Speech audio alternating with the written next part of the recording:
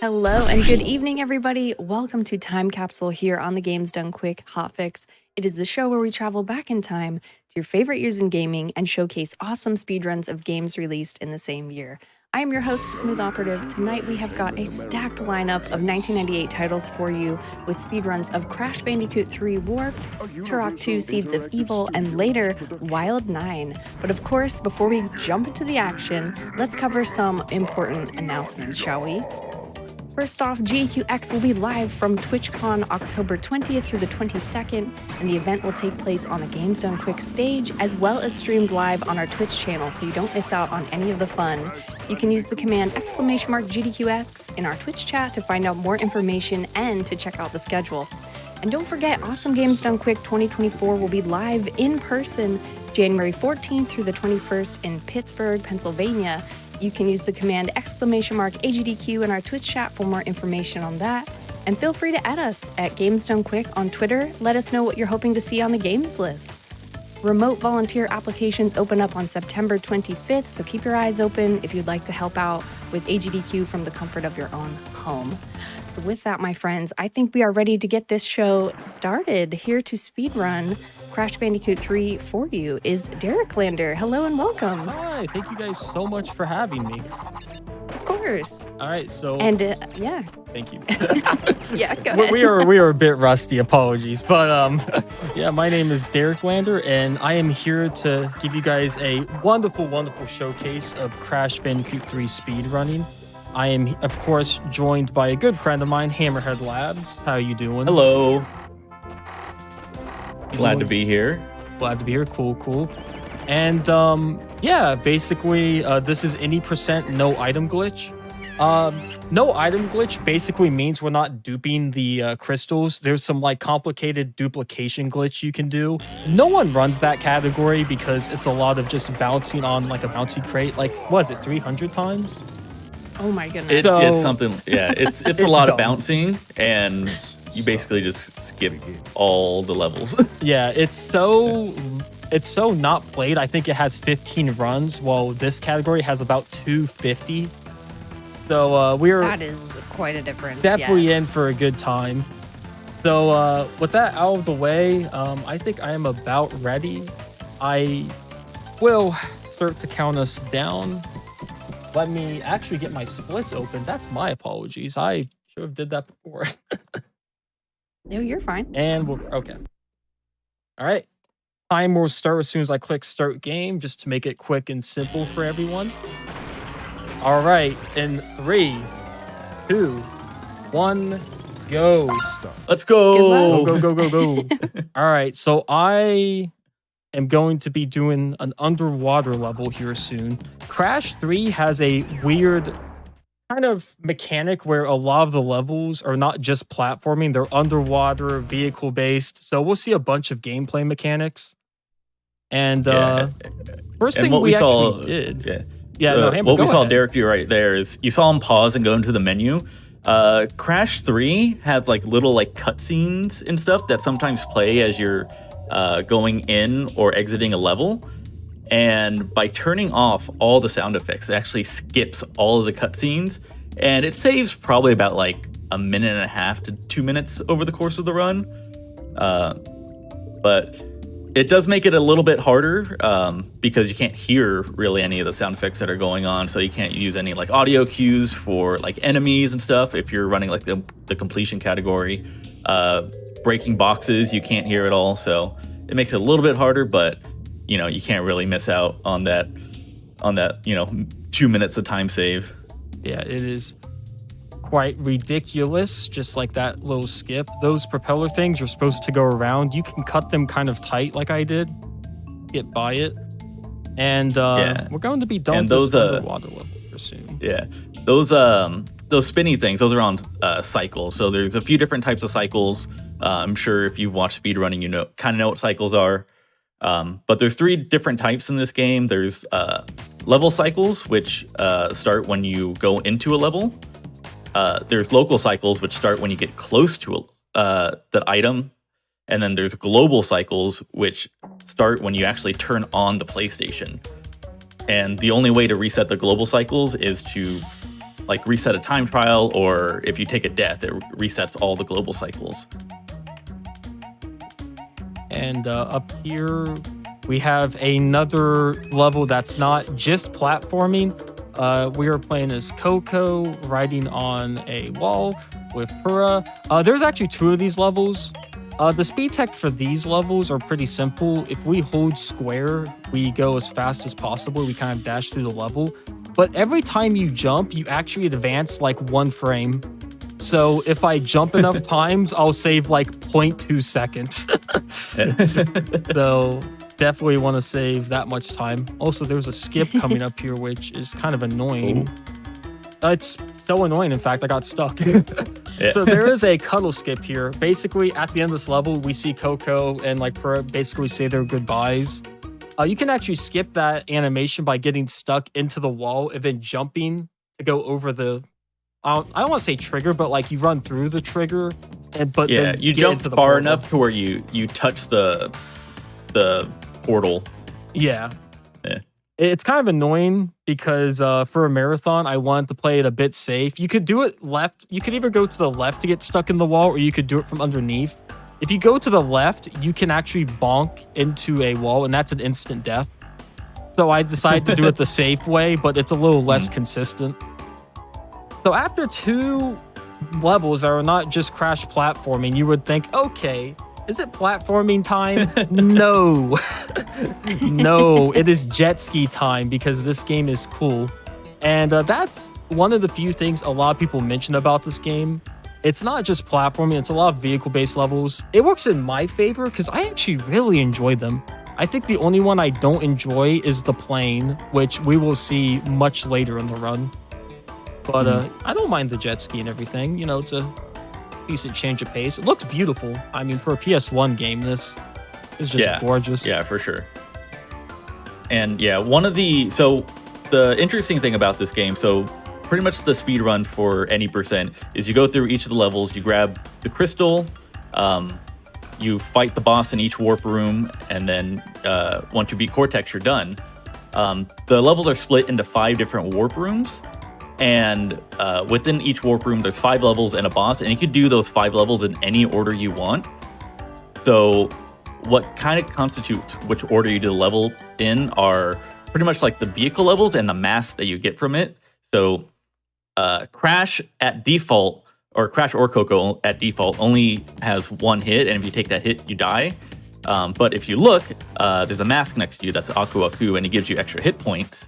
And if you get 3 of him, he gives you an invincibility, and your movement speed goes up. So Derek's going to try to group together all of like the platforming levels to try to get as many triple masks as possible, because you do carry them over from level to level. Absolutely. Yeah, triple masks in this game are really busted. They increase your speed by a lot. It is super noticeable. And you also get a pretty cool song. So here's the first instance of it. With the little and yeah, basically with triple masks, we can go really fast. The camera kind of jitters a bit because we're going a bit too fast. With another movement tech called the neutral slide jump. Basically, the neutral slide. Yeah, the neutral slide jump. You'll see Derek pretty much just sliding and jumping, but that's not all he's doing. So the neutral slide jump is you're going to start a slide while holding a direction. You're going to let go of the direction, and then you're going to jump. And what that basically does is allows you to keep the slide momentum throughout the course of the jump. Because if you just normally slide jump, you actually slow down once you jump. But if you let go of the direction, you keep that speed. So we're going to be using that as pretty much as the main movement tech for this game. Yeah, and it is very, very useful. Here we have a chase level. Crash is pretty familiar with chase levels. In the first 2 games, it's boulders. For the 3rd game, it's actually up the ante. It's a dinosaur. Yeah. But since we have this fast neutral slide jump technique, they're just never going to get close to us. So not going to be any problems. Here we have triple masks again. So another benefit of triple mask is not only is our base speed increased, but it just destroys enemies. We don't have to like really worry about sliding or spinning into them. So there's a few sections in this run where like there's going to be a bunch of enemies, and I'm kind of just going to run past like all of them when I have triple masks, which saves us a lot of time. Yeah, there's a couple levels in the run that where triple mask is very important, to where you can lose a lot of time. We'll actually see one in the second warp room coming up. Usually, like if you take an accidental hit or something and you don't get the triple mask form, you'll probably lose like 3 to 5 seconds just based on movement. But there's some levels that where it's a bit more punishing that we'll see later on. But now Derek's gonna be going into the first boss, which is Tiny Tiger. Yeah, Tiny Tiger. First boss, so he can't be too tough, and that is indeed true for this game.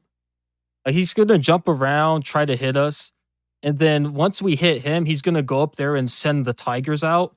There is a glitch spot here. Me just standing right here, he actually just can't do anything to us. These tigers can't hit us, and because of that, we're just going to keep doing this. We're going to have him jump around, hit him, then go to the glitch spot, and he only takes 3 hits, so nothing too much.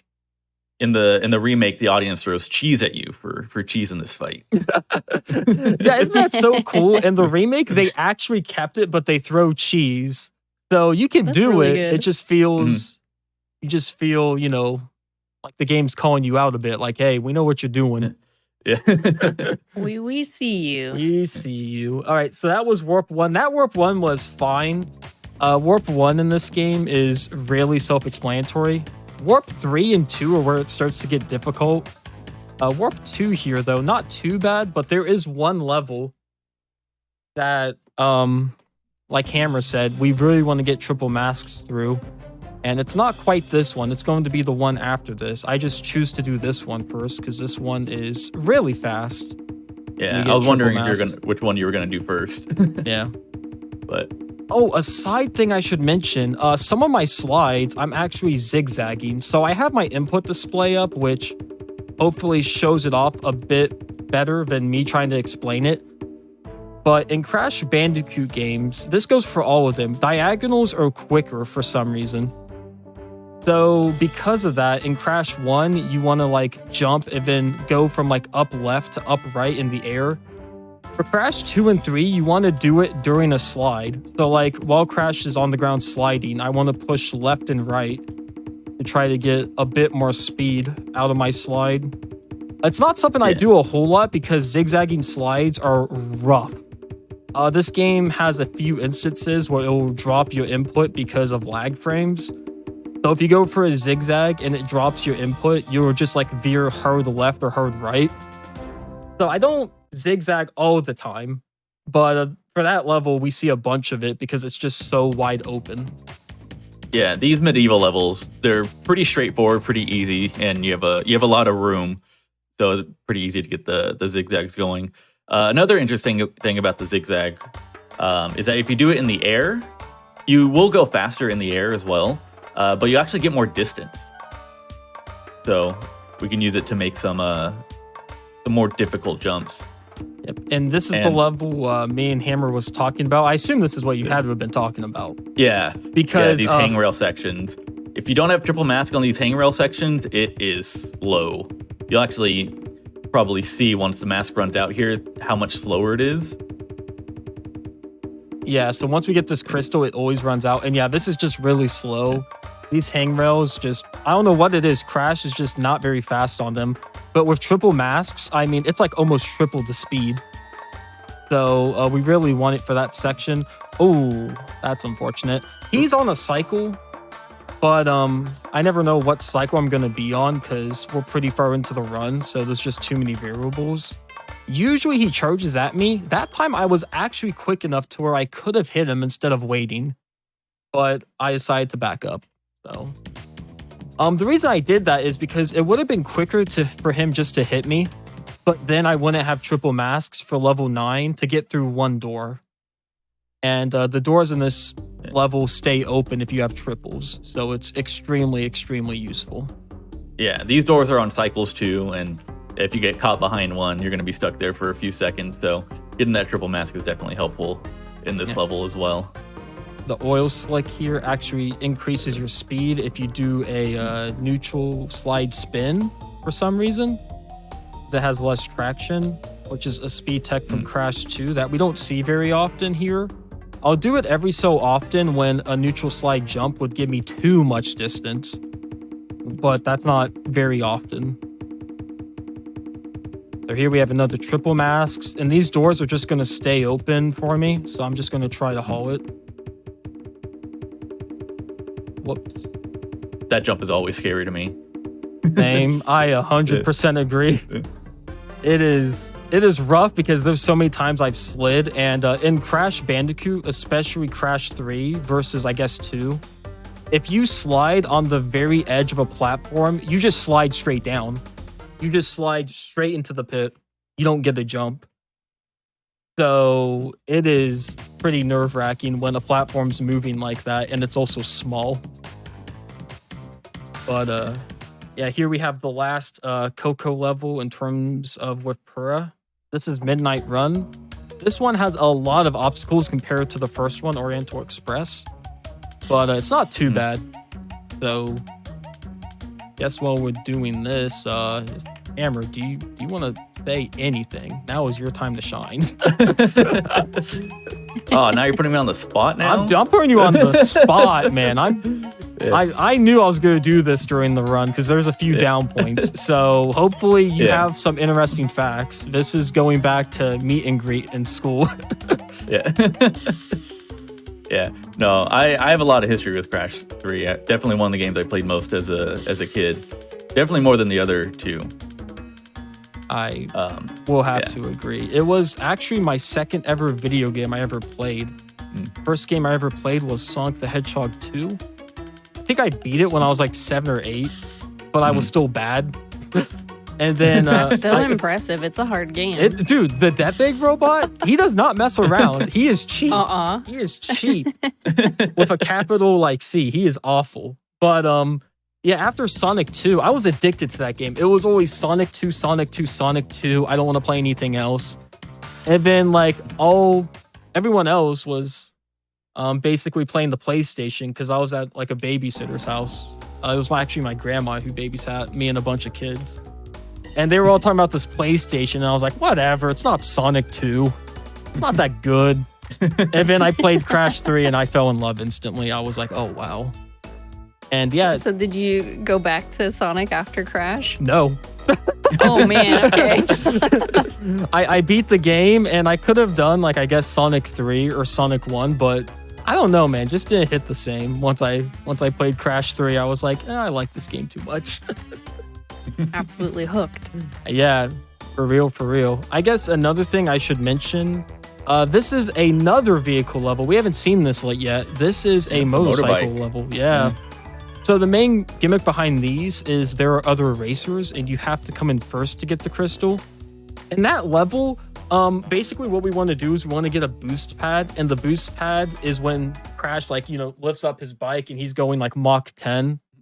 He doesn't turn very well when you're doing that, but he is really, really quick. So we did maneuver in such a way to where we could keep the boost throughout the entire race.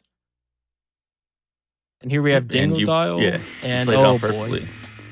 So Dingle Dial is my favorite character of the Crash series, but his boss fight is actually really easy if you learn the glitch high jump, which is pretty much when you slide and jump and spin pretty much at the same time, Crash will get extra height, and you'll be able to actually just jump over the crystals instead of waiting for him to go through his attacks and break the crystals for you to go through and spin him. So it just makes this boss fight like really, really quick and easy. Absolutely. And it's funny because that was actually one of my favorite boss fights as a kid. I used to replay it all the time because it's so unique based on like where he attacks, like how you get in to hit him. For speedrunning, like Hammer said, if you know how to glitch high, it's just a joke. He's easier than Tiny Tiger. Yeah. So if you're keeping track at home, that is 2 bosses down. Both of them are given 1 out of 10s in terms of difficulty. Easy.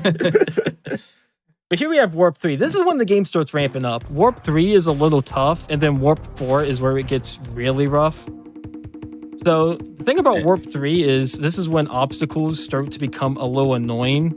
And first and foremost is these crash fish lookalikes. The Bandifish. Is that what they're called? I think that's what they're officially called. I don't think I ever knew that. Thank you. I never knew that either. That's crazy. Thank you, Crash Wiki. Yeah, but those they're doing good work over there. Yeah, those fish enemies are really annoying because if you don't have triple masks, they spin, and even if you spin into them, if they're about to start spinning or if they're like just ending their spin, the game is still like they're still spinning, by the way, even though you can't like see it, and you'll just like get hit. They're like super cheap. Here I picked up Baby T. I have now got rid of Baby T because the dismantle animation is slow. I am sorry, but dismantling Baby T takes quite a while, so it's just faster that way. I'm sorry. Now we have another chase section. Like I said, with the oh, I am stuck. Okay. I guess one thing I should mention about this game is since the slide button is also the crouch button, there's going to be a few instances where something like that happens, where I'm trying to slide again after a slide, and I held down the crouch button a little too long, so I actually just crouch. We'll see that every once in a while. It's just par for the course when you're trying to zoom quick. Yeah, just the timing gets off a little bit, and yeah, because like with the neutral slide jumps, when you're first learning it, it's kind of like tricky, but once you start like learning the rhythm of it, it becomes a little bit easier. And just sometimes you mess up the rhythm, miss a beat, and you crouch or body slam. A body slam is the worst. Yeah. If you thought the slide button didn't have enough actions, it is the crouch button and it's also the body slam button. So if you're in the air and you try to like slide, but you haven't fully landed yet, you just body slam, and it is slow. Yeah. It is slow. It's gonna mess up all your cycles, and you just look like a doofus when it happens. You're just like, You do that. Sometimes you body slam into a pit when you're trying to jump over it. Oh my gosh, yeah. Yeah. So here's another medieval level. I was trying to zigzag some of my slides previously because, like I said, these open levels, you just gotta zigzag those slides. Try to get that extra time save. This level's pretty notorious because it's a common crash spot, no pun intended, because the rain effect is just all the rain effects. Yeah. It becomes, you can actually, like, as you're going through the level, like, you could see the frames start dropping in some sections, but as you're entering the level, the game could just hard crash, and there's nothing you can do about it. Yeah.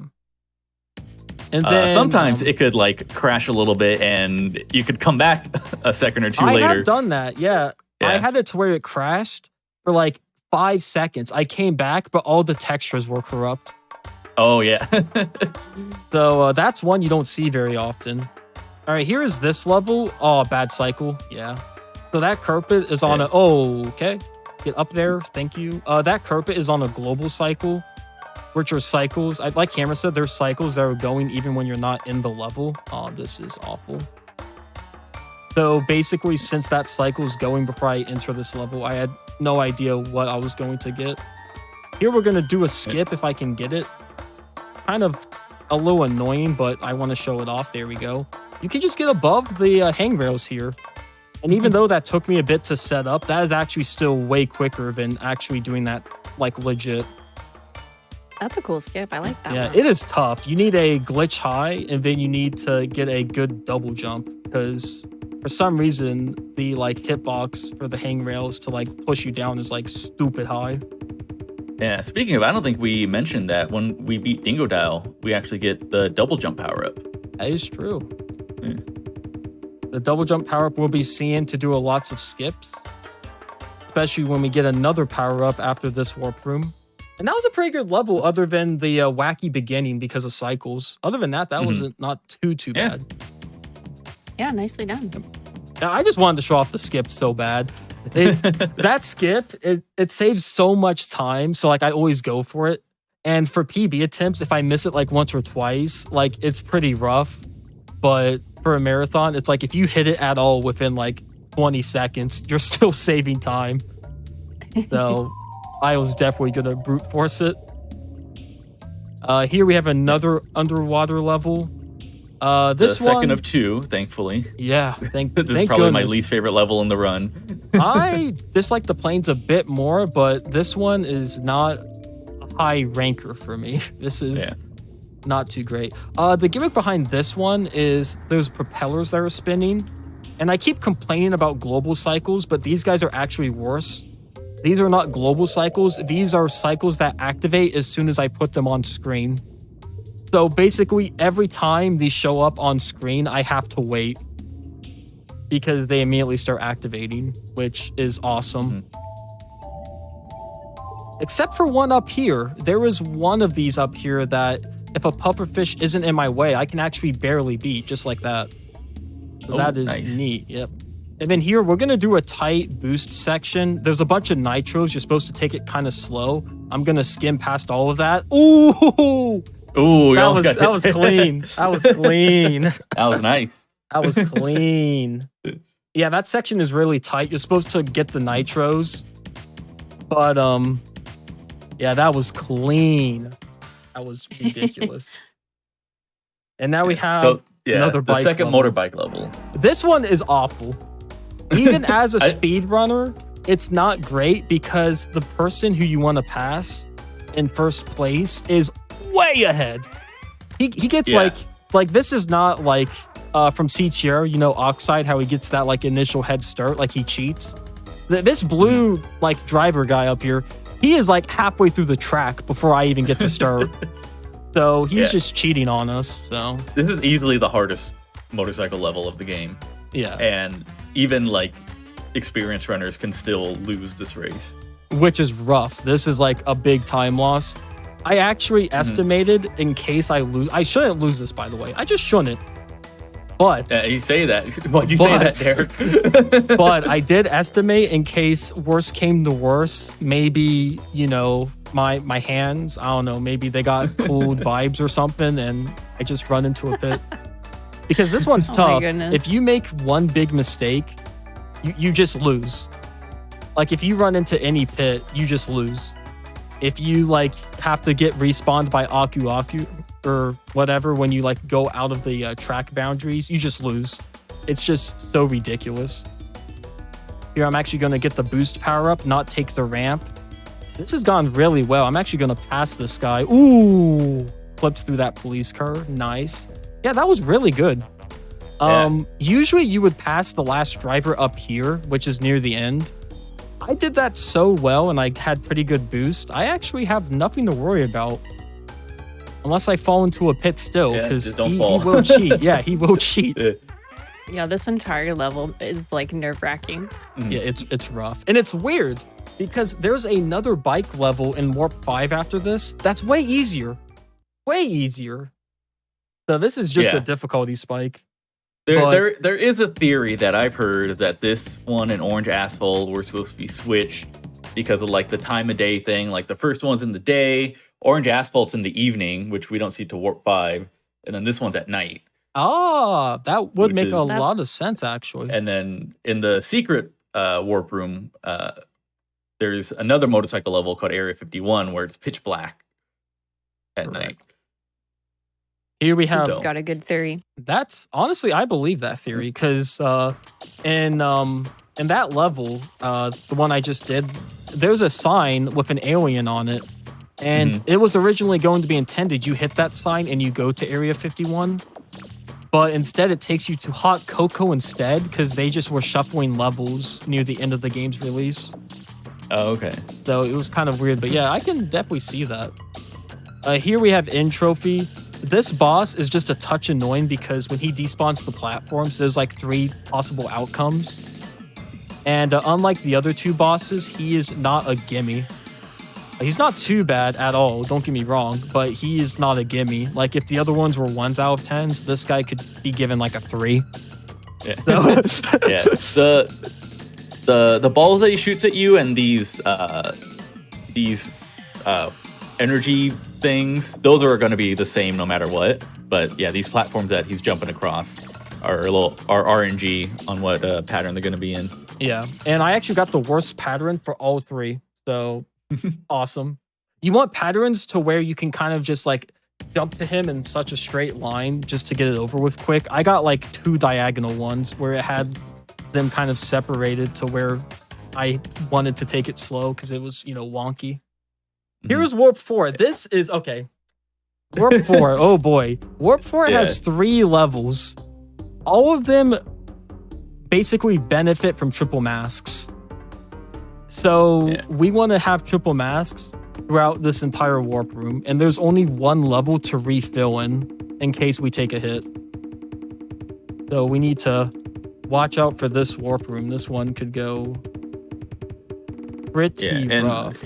And what Derek means about like refilling is that there's some levels where you'll get masks that you don't need triple mask for.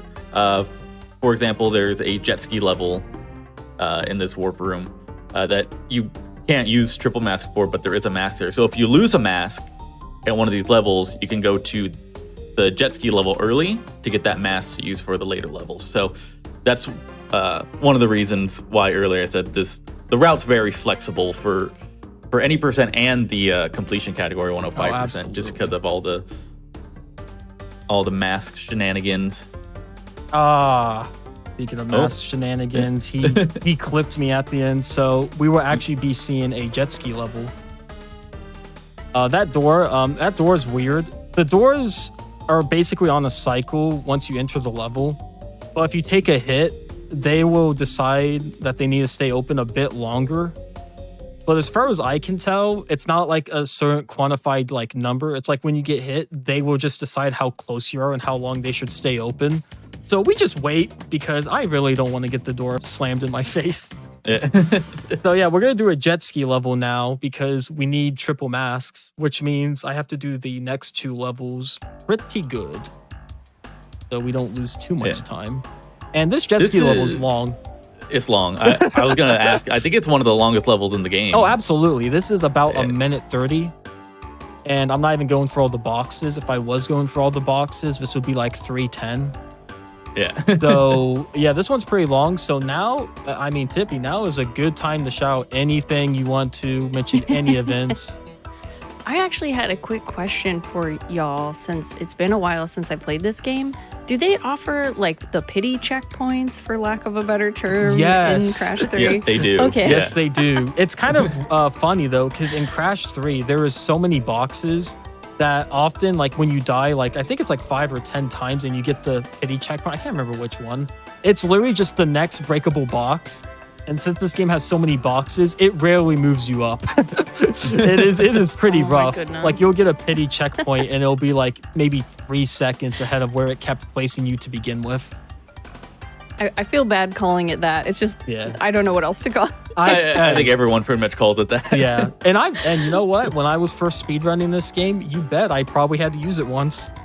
Because some of the levels for full completion, not fun. Mm-hmm. Yeah, Derek, I was wondering, like, what are some of the challenges that you faced when you initially started running this game? And, like, how do you feel about it now? Those things that caused you problems, maybe? Okay, so that's a really great question. So the vehicle levels, even as a beginner, were not too bad. Because, like, if you can see my input display, I'm just holding X, trying to avoid everything. I would say the platforming levels were insanely difficult to get correct because the neutral slide jump is just really awkward. It's weird to slide in a direction and then let go of all directions, and kind of just have it carry you. And that took me forever to get down. And even nowadays, I don't have perfect slide jumps. It's one of those things where you could spend 1,000 hours at it and still have a few jumps where you're like, that wasn't great. And I'm actually gonna try it, I think, when I boot up the game next. Best of luck. You'll definitely get a few. Like, it's not impossible. You'll definitely get a few. So, I believe anyone who is watching this stream can definitely get a few and try to get some speed going. All right, here I am nervous. So I'm going to be kind of quiet, and I'm going to let Hammer talk about how awesome this level is. Yeah, so this is Tomb Raider, in reference to another classic PS1 game. Ayo.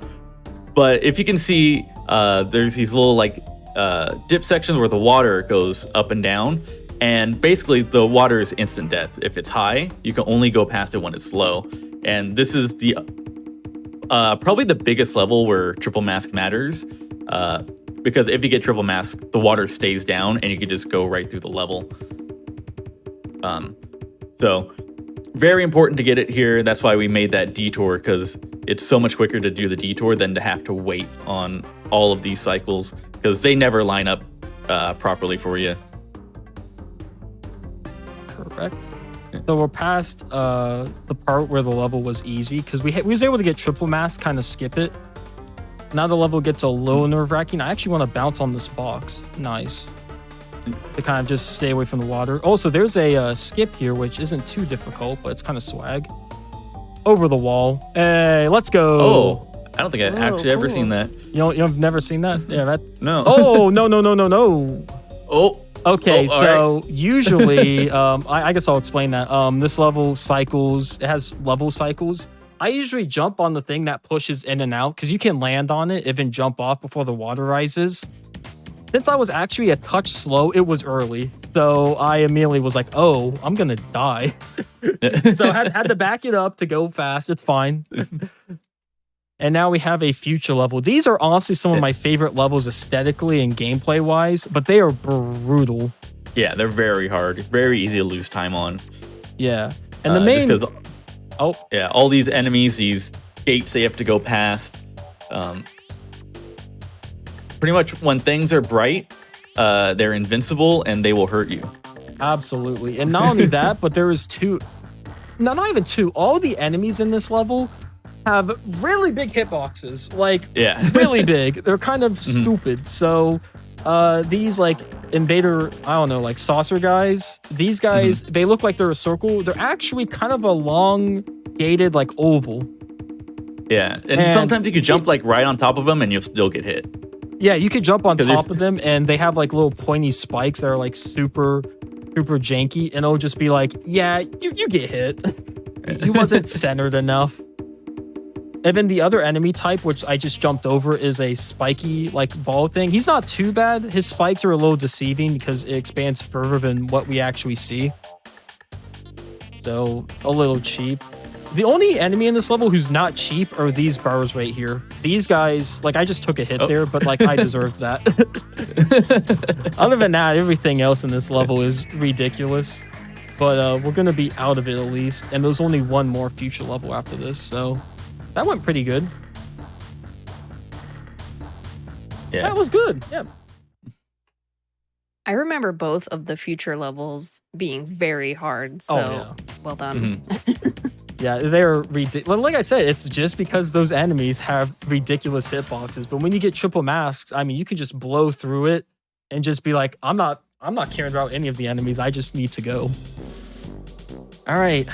Here comes another vehicle level. This is the plane. Yeah, it's your favorite level, right? Oh, yeah, my favorite. Yeah. So I play this game with basically a standard PS1 controller. The reason I do that is because for Crash games, since we want a zigzag, D-pad is king. And not only that, but the controller I'm using is good for zigzagging because it's not too rigid when you're trying to slide left and right. What it doesn't have, of course, as you can imagine, is an analog stick. And that's usually fine for like the entirety of the game. But these plane levels on D-pad are pretty wonky because I'm trying to like make small adjustments on the D-pad. So like I think my input display is showing it there. I'm like tapping down like barely and I'm still missing him. So yeah, I use the DualShock and I use analog for the plane levels. Yeah. So here we have one of my favorite boss fights of all time. I loved this boss fight as a kid. I thought it was so cool. Just the aesthetic, just the fight itself, just beautiful. Oh yeah. Yeah. And it's the only one in the trilogy where you fight a boss as Coco. Yeah. And what a boss fight. I mean, easily the best one probably in the trilogy. This boss fight is awesome. So basically, Injin is in this big suit. We need to take him down. The best way to do it there is to go for the middle thing first, and then go for the two arms, and then get his shoulder pads. And you might think, wow, that was a quick boss. That was like kind of weak. it ain't done yet. Nope. Now we get phase 2, baby. Yeah. And this is where the boss fight gets really interesting. There was so many different projectile types, so many things we want to hit. It is a cluster that hexagon of a mess. right there is always scary. That thing does, if that hits you, it does 50% damage. Yeah, it is pretty rough. Since I'm a speedrunner, we're going to get by this pretty quick. Basically, we get rid of the left, like, plasma projectile thing. We get rid of the bottom thing, and then we get rid of the right plasma thing. And then we can just focus on the, like, rocket stations up here. And these are not too bad, because half of the rockets he's sending out, I'm just hitting by accident, trying to, like, actually hit them. So, nothing too bad. And then you just got to go for the one that's open. Yeah, and now we're coming up on the final warp, and warp 4 was actually not too bad. Tomb Raider was a little scary at the end. I was like, uh-oh. I was like, why did that go so soon? But no, not too bad. Not too bad. Here we have Bug Light. Bug Light has one of my favorite sections because they just give you 3 masks. I don't know. I think it's like a pity triple mask, or it's like if you've never had one throughout the course of the game, it's like, here you go, it's a little gift. I think the same thing. I think what it is in case you've never experienced triple masks, since it's near the end of the game, they're like, okay, we'll give you it so you can see what you've been missing out on. Yeah. But yeah, it is really, really cool. First, we have to get to that section, though. This is a pretty unique level as it has a light mechanic. You need to get these fireflies. I love the firefly mechanic. Oh, dude, same. Yeah. The only thing that's not cool is when you miss them. Yeah. Because then you need to like go back unless you're going to do it blind, which I think I've done like once or twice before. Still not fun. Yeah. And then Derek took that hit right there off of the mummy to keep that door open, so he didn't have to wait on it. Yep. And since there were triple mask. Yeah, and since there was triple mask coming up, I knew I could just take a hit and keep the door open. Not a problem. And there's the free triple mask, and we get so much leverage out of it because we keep like 3 separate doors open, except for this one. This one's gonna shut. This one like always shuts if you do it correct. So that's not shocking in the slightest. But yeah, that triple mask is so juicy. This level in general was probably one of my favorites. I just enjoy it so much. It's real fun. Then we have an ending nitro section. Don't want to take a hit because we have another future level after this. This future level, if you thought the last one was kind of like, you know, a lot of enemy spam that I was able to run through, this one's way worse. This one, they do a thing where they put 2 enemies like side by side. So you're going to see a spiky guy next to like a light bulb type of enemy. I don't even know what he's called. Yeah, I don't know what they're called either. I'm going to call them light bulbs. Yeah. All right. All right. So I wanted triple masks there. Those 2 light bulbs, like I said, they have really bad hitboxes. Super expanded and just not easily visible. So even though it looked like I went around like way too much, that was actually like about what you want to see. As crazy as it sounds. Yeah. And another like weird mechanic is that when you slide as Crash, your hitbox actually widens a little bit. You can be able to like walk past one, but if you start sliding, you'll take that hit. Somehow missed that checkpoint. I was trying to be marathon safe and grab a lot of the checkpoints this run, but that's fine. Just don't die, Smile. Here we have a lot of kind of tight platforming. Just a lot of stuff is in the way. This section right here is always nerve-wracking because we want to double jump and Def Tornado spin. I guess we haven't mentioned that for beating Engine. Entropy. My bad. Yeah, they both start. With you get a like a mock tornado power up, and you pretty much activate it by mashing square, which is the spin button, and it allows you to. It like slows your fall and allows you to cover like larger distances, and makes it like super easy to get around enemies like that. Yeah, we actually did a big shortcut, I guess I didn't mention, all the way back in the last Egyptian level, where I basically corner cut like the whole platforming section it wanted me to do with a Def Tornado spin and a double jump. All right, this is the last platforming level. This run's going by quick. I feel like I'm gonna miss you guys pretty soon. This did Aw. not last quite long enough. And that's the thing about any percent categories. They're too short. Yeah. You know what? Don't get enough time. Maybe I need to start dying. Maybe I need to maybe I need to prolong this a bit because I'm just having too much fun with you guys. Thanks for being here, Derek and Hammer. It's been fun for me too. Yeah. I know our commentary's been a bit rough, but that just shows how authentic it is. We didn't practice. We were like, no, we got this. Here we're gonna do a climb section. Ooh, that was awesome. So that climb section's really cool. You're supposed to go around and do a bunch of wacky stuff. Oh my gosh, what a hit from him. Yeah, checkpoint, so we should be good. But yeah, that climb. You gotta be careful what you ask for, Derek. Yeah. As much as I joke about it, I will admit this run has been pretty decent for a marathon. I could definitely be happy if we actually didn't die. I want to prolong it, but I don't want to die. If that makes any sense. Kind of a catch-22. But yeah, we have 2 levels left for any percent no item glitch. We have 1 more bike level, and this one is way easier than the last one. There's going to be a few hole skips we do, where basically we're going to keep a boost, and you're supposed to go off a ramp that eats your boost, but we're going to go around the ramp and just barely skip over a hole so we can keep it.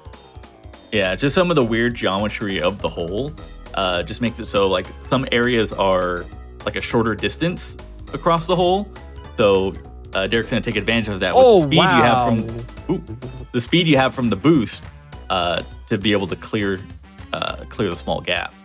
I got destroyed by that barrier. Usually I hit it, and basically with the barrier, if you hit it, it will like slow you down.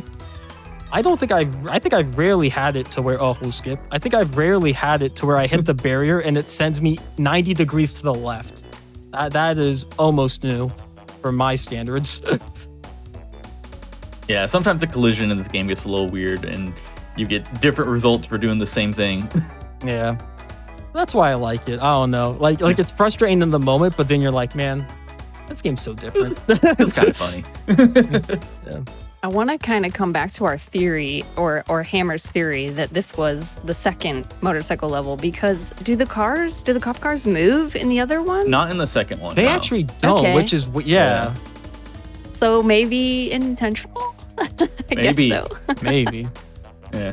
Here we have a cool hole skip coming up. We have 3 of them in a row. If I get 1, I should get the other 2. This one's like the only one that's a little difficult. Got it. So if I just hold X and don't do anything, we get all the hole skips. Going off the ramps are slow, so that's just swag. I thought maybe like leaning back was part of the strats. Nah. I'm just trying to Just relax. I'm like, man, real quick. I'm confident. Yeah, there's actually motion controls on the PS1. Yeah, you had to dial it back. Could you like he imagine? was doing a wheelie. Here we have the last level for the run. This has been so much fun, guys, seriously. But this level's not. This is a plane level, and unlike Bye Bye Blimps, these guys move in a circle. The cycle starts as soon as you enter the level, but just the fact that these guys like move in a circle, it's just such a pain to get them all. It's just so annoying. It's also slow. And the enemies here are brutal. They could tear through your health real quickly if they like start shooting at you early and you don't shoot them down quick enough. Yeah, like in the Coco level, since I did it right, I didn't get hit once. In the plane level, since these guys are doing circles, like you see this guy's like 80 miles away. This plane on the bottom right, he's trying to shoot at me. And if I let him connect all his shots, like that guy right there, he connected like half of his shots, and I just went down to 68.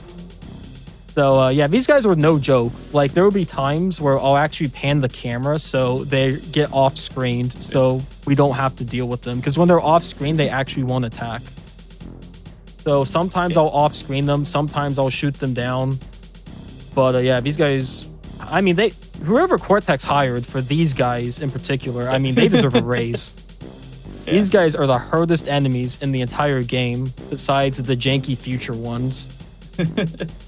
But yeah, it's super common in these to where you shoot down 4 planes and you're ready to get the 5th, and it's like way on the other side of the world. Yeah, absolutely. And you gotta spend like the 30 seconds to like fly all the way over to him. It's just ridiculous. It's like, come on, man. Like, you guys don't have to go in circles. You guys could just like stall, you know? Here we're on the final boss fight. This is Cortex. This boss fight is really simple. He's going to have 3 phases. The first phase is actually the toughest, which makes no sense. But this phase is a little annoying. You have to play jump rope with the masks while Cortex is shooting stuff at you. I never played jump rope as a kid, but for Crash Bandicoot, I'm pretty good at it. And then after this, the other 2 phases are like way easier for, like I said, like no reason. Yeah, you just need to watch out for these mines, which are actually RNG, which Derek got a little close on that one. Yeah, I got But they're RNG how far he throws them. He's always going to throw 5 just kind of across the field. And then it's RNG how far he throws them, but sometimes he'll just snipe you out of the air. He'll throw a really far one. And he'll get you, yeah. Yeah, so the mines are like the only nervous part because he can throw them wherever distance. So that one, he threw kind of far. What we kind of want is we want him to not block the hole. So like you see he threw a mine kind of like in the middle there. I had to like move him around to get him in there. It like barely loses any time, but... And then here's the final phase. This is somehow the easiest. You just stand in one corner and they fight. And then Cortex shoots something in that corner. And then you just go back. Like, this phase is way easier than jump rope. So, time is going to come up as soon as Cortex falls in the hole again. Yeah. Which you can actually use the explosion from the mask to blow up a couple of the mines. He is in the hole. Got to grab this power up. I guess I did timing a bit wrong. Oh wait, no, that's time. Whoops. Yeah. I said when he's in the hole, but I forgot you're supposed to grab like the speed shoes power up. My bad. That was a good run. That was according to PB, I was only 38 seconds behind. I mean, nice. Oh, wow. That's fair. I don't think you died. I didn't die once. Yeah. No. That was deathless. That is really, really cool. Yeah. That is sick. That was awesome, Derek. Thank you so much for being here, and Hammer as well, showing this game off and commentating. I had a lot of fun. Derek, do you have any shout-outs, comments you'd like to give? Oh, tons of shout-outs. I want to give a shout-out to my grandma. She was right. I mean, Crash Bandicoot on the PlayStation was so much better than Sonic 2. I want to give a shout-out, of course, to GDQ. I mean, just the fact that you guys do these hot fixes and you guys had me on, I mean, that's awesome to me. This is my first one. So just the ability to come out here, perform for you guys, have a great run as well. I mean, like, Mark Cerny would be proud of this run, the producer of Crash Bandicoot. And then last shout out, I want to give a shout out to Hammer. I know we interrupted a bit in the beginning because, you know, like I said, we didn't rehearse this. But once we kind of figure out how to bounce off of each other, it was good. Yeah. So... yeah, I mean, fun time. It's always fun commentating. It's fun commentating and being involved because I haven't ran this game in a long time, so I don't have to practice. I don't have to practice, and I get to watch play the game. Run. Yeah. Well, it was absolutely awesome having both of you here. Derek, do you have like a stream schedule where people can find you? Okay, so on my stream, I stream like rarely, so this is probably going to be rough to promote. I do a lot of Spyro and Crash games. I am a OG Crash runner and an OG Spyro runner for like almost all the categories. You can find me. I think they posted my Twitch or whatever in the chat. Yeah, I see it. Appreciate it. And I usually stream around 5 p.m. and my schedule, since I'm doing college, is anytime I am done with homework.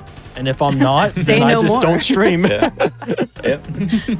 That's fair. All right. Well, I appreciate you both being here, and I posted both of the Twitch links in the chat. So if you want to see more of Derek or Hammer, make sure you follow both of them on Twitch. But before we break, my friends, I want to give a huge shout out to all of our supporters. Your subs, Prime Gaming subs, gift subs, and bits cheered here on the GDQ Twitch channel do help support the Games Done Quick hotfix, including with this show, Time Capsule. So please consider subscribing if you do enjoy our daily hotfix shows. And if you missed any of our other hotfix shows or past events, such as Flame Fatales, be sure to check out the VODs on our YouTube channel, youtube.com/GamesDoneQuick. We will be right back with Turok 2 Seeds of Evil, so stay tuned.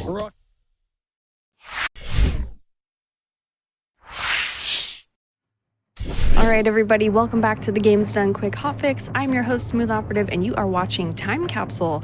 We are hot on games from 1998 tonight, but you know, sometimes we make exceptions for remastered games, and that is exactly what we are about to do, my friends. So here to run the remaster of Turok 2 Seeds of Evil, please welcome Rafampin. Hello.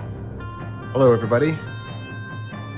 Welcome to the show. Yeah, feel free to introduce yourself, Riff. Awesome, thank you. Yeah, I am Rafampin, and I'm here to run the remaster of Turok 2 Seeds of Evil. I have with me here on co-commentary Chaos Wolf. He's the current world record holder for literally every category in this game, I believe. Absolutely insane runner at this, so thank you very much for being here, Chaos. Hello, everyone. Yeah, you can just call me Wolf, and yeah, I run this and Turok 1, other FPS games, and yeah, excited to be here. All right. Nice. Well, thank you both for being here. Rafampin, whenever you're feeling confident, we can get this rolling. Yeah, so we'll go ahead and get started right away. The first thing that I just want to emphasize as I click the difficulty, timer starts as I select difficulty, but we are actually going to be playing on hard difficulty, and I'll explain why as I go. So time will start in 3, 2, 1, go. Good luck. Thank you. So the first thing with the remaster is that we can skip all these pesky little intro cutscenes and just get right to the gameplay. The first thing that I'm going to be doing in this is I'm going to be trying to die as quickly as possible. I can jump into some explosions here early on and take a bunch of early damage, and the reason that we're trying to die as quickly as we can is so we can force the game over screen. This is one of the only runs that I'm aware of that really has any sort of cool game over tech like this, but for some reason during the game over screen we actually maintain control of Turok. It only happens during game over. It doesn't happen in normal deaths like that. But during the game over screen we can move Turok in any direction. We can move up, down, left, right, forward, back, and we are going to use that to do a lot of sequence breaking. So second death is down. I'm down to 1 life. The next time I die, I will game over. So what I'm going to do is set right up for the very first game over screen abuse. Again, during this section, we can move in any direction. So I'm trying to die at this spot, looking at this tunnel, to do a pretty large sequence break. If while I'm in the game over screen, I move to where one of those blue portals are, I will come back to life.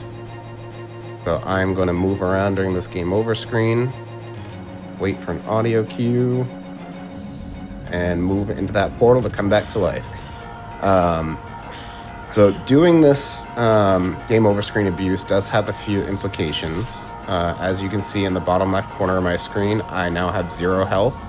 I don't really actually have 0 health. The game will continue to track my health in the background the whole time, pushing me further and further into the negatives for health, but the only value it'll display is 0. So I effectively can't die right now. So despite the fact that we're playing on hard mode, a good portion of this run will actually be pretty trivial. Another part of this situation is that I can't save the game because the game is very confused as to how I'm still playing as I have 0 health. So that is going to be a thing that we are going to manage. You can see as I go, I'm picking up some life force shards here. We call those Doritos in this, so I'm going to be calling them Doritos going forward. It's mostly due to Turok 1. They were triangular shaped, but in this game they're diamond. We still call them Doritos. One thing that I'm trying here, a lot of bridges, whether they're raised or lowered, they still have collision, so I can jump onto that bridge despite it not being actually lowered. But yeah, as we go, we're trying to collect those Doritos. Every 100 Doritos, we get an extra life. So right now I'm at 0 lives, but if I collect 100 of those, I will get an extra life. So if I game over, or if I die again, after getting an extra life, I'll game over again. So the regular yellow Doritos are worth 1 point, and the red Doritos, the spicy ones, are worth 10. So we, throughout this run, will be managing our pickups of those very carefully to make sure that we get an extra life when we need it, and that we don't accidentally get 2 lives to force us to have to do a standard death. But the other part of this game over screen abuse management is going to be our health counter. There's a couple ways that we can bring our health back to a usable point. Throughout levels, there's portals like that, Adon portals, that we can go into, and our friend Adon is in there, the one that we skipped in the beginning cutscene. She can heal us up to 100 health a couple times throughout the run, once per level and once in the hub. This is a slow one. Yeah. Slow. Normally in my practice, I didn't even have time to explain this because it happened so quick. But this death pit has a weird bit of tech where it occasionally clips us upwards like that. And That was unfortunate. Yeah, that was very slow. But that skips a huge portion of normal exploring through some catwalks. Ooh, got a boost up the ladder from that Damage entrail. boost. Yeah. Never seen that. So the other way that we can manage our health, you just saw, is that I picked up a full health. There's a couple of set points throughout the game where those will spawn. And there's also a couple health spawners that will spawn random health if you're low. And they can occasionally spawn a full health. No matter where you are in terms of your health management. So if you're at, as long as you're below 100. So if you're at 99 health, if you're at 1 health, or with our game over and the subsequent zombie mode that happens, we're at negative several hundred health. It doesn't matter. It will bring us back to 100 health. So we very carefully manage our health and our Doritos throughout this entire run to be able to game over multiple times and do huge sequence breaks. Here I'm setting up for the next game over by getting my health at a pretty low point, because I'm going to be returning back to the beginning of the level here to do the next game over. Very quickly here, I'm going to do a safety save right here just in case this guy kills me, and he didn't. So we didn't complete any of the mission objectives, so the game says, hey, you can't leave yet, and it sends you back to the beginning. The remaster added this door, which behind this door, straight ahead, has a portal that sends you back to the hub. So that is the end of level 1. And right outside of level 1 is another purple Adon portal there that we could enter. And that is basically the key to blowing this whole run wide open. We can teleport between Adon portals at any time as we enter them. So having one in the hub will allow us to exit further levels as we need to, without having to complete any of the mission objectives. And that is the big benefit here to the any % run. We don't need to do any of the objectives. We don't need to do any of the totem defenses that are at the end of the levels. So if you complete a level like normal and do all the objectives, you get sent to defend a totem or a mini boss. But that's basically just a few waves of enemies.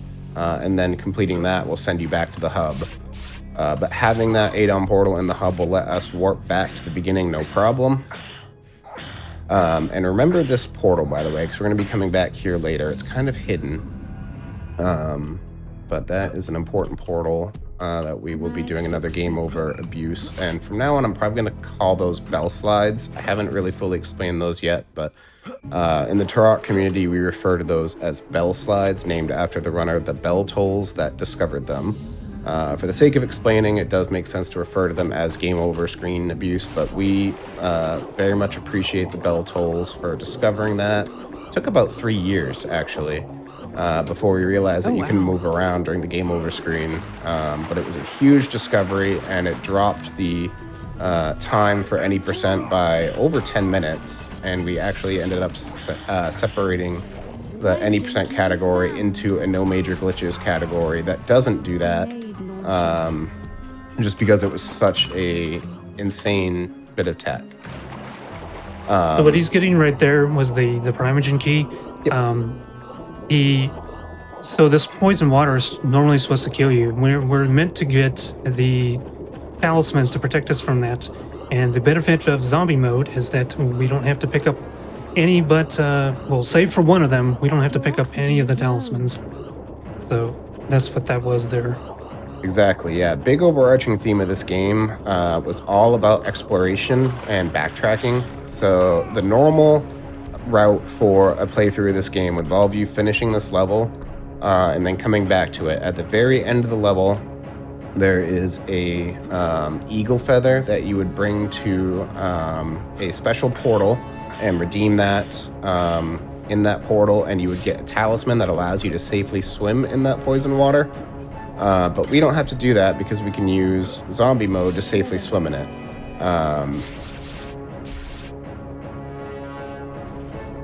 So we only have to get one talisman in a different level though, but all of the other talismans and their unlocks have been successfully routed out. Here I'm going to pick up another full health that'll allow me to take damage again, so now is going to begin a little bit of a crunch to make sure that I don't take too much damage. We used to have to take a lot of damage but not too much. Now we found a new strategy just recently, actually last week, that'll help us. That was you. You found it. Trying to be humble here. There's a slight route change that we discovered last week. I discovered last week that makes it so we don't have to worry about getting too low on health here. And it's an obvious one. It's like, it's one of those, it's like, why didn't no one think of this until now? Yeah, so we're gonna, like I say, we game over any chance that we can in order to sequence break and save time. By the way, that screen flash that you just saw was one bit of tech in this game where if you quick save and then quick load, you remove collision on doors as they open. So there's two sections of doors there that we can just go through the second the animation starts.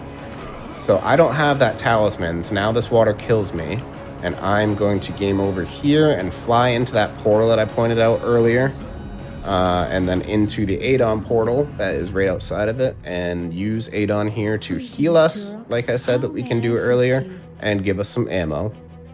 Your screen brightness is so far up. Oh yeah. I turned the brightness way up. She looks exceptionally brilliant there. Yeah, very pale. Normally she's supposed to be blue, but my brightness, I turned it way up in this game, so she's not really blue looking. Hive is definitely the most technical level by far. Absolutely, yeah. This level is very tricky. There's a lot of very tight ammo management that I'll be trying to do, and we can also do some through-the-wall shots like that by crouching right up against the wall. But throughout this whole level up to the very end, I need to be very careful about shooting red shells only when they're going to either blow up a force field generator that blocks a doorway, or blows up some really tanky enemies that we need to open a doorway. So outside of that, I'm going to only be using weapons that I can immediately get ammo for to fill back up, like the grenade launcher. There's a couple spots of ammo up ahead that I can fill right back up so we can manipulate the random ammo spawners. I'm going to do a quick save there just in case this turret kills me. Oh my god, 1 health. Let's save here. That was a little You're fine, dicey. you're fine. Oh, I didn't spawn that guy. Yeah, that's pretty rare. Just skip that one. Alright, so this is our next bell side. It's going to be through this force field generator. Well, hope it works. I was a little late on the save. Should be fine, though. And again, during this bell sliding, during this game over screen, we can move through doors, whether they're open or not, but we cannot move through solid walls. So it functions similar to the fly mode cheat, but not the no-clip cheat.